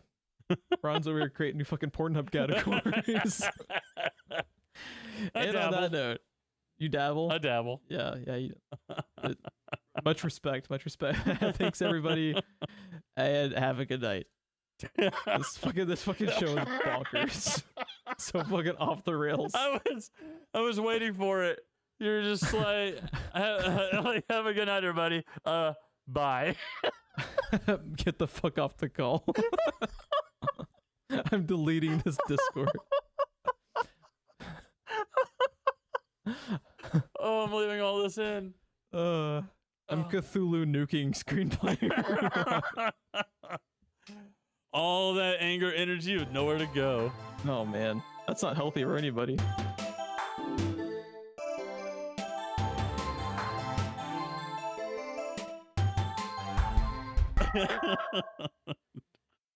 Oh, that was fun. That was a fun one. Little sad, but A little sad. little sad. At least I didn't hate the movie. It could have been worse. It could have been like, Ron, you are a fucking idiot. I quit. The show is over. This movie's fucking shit. This is the last podcast. This is the one that ends Screenplay Rewind. I like again. Okay, I mean this in the best way, but you're so good at being a dick without being a dick.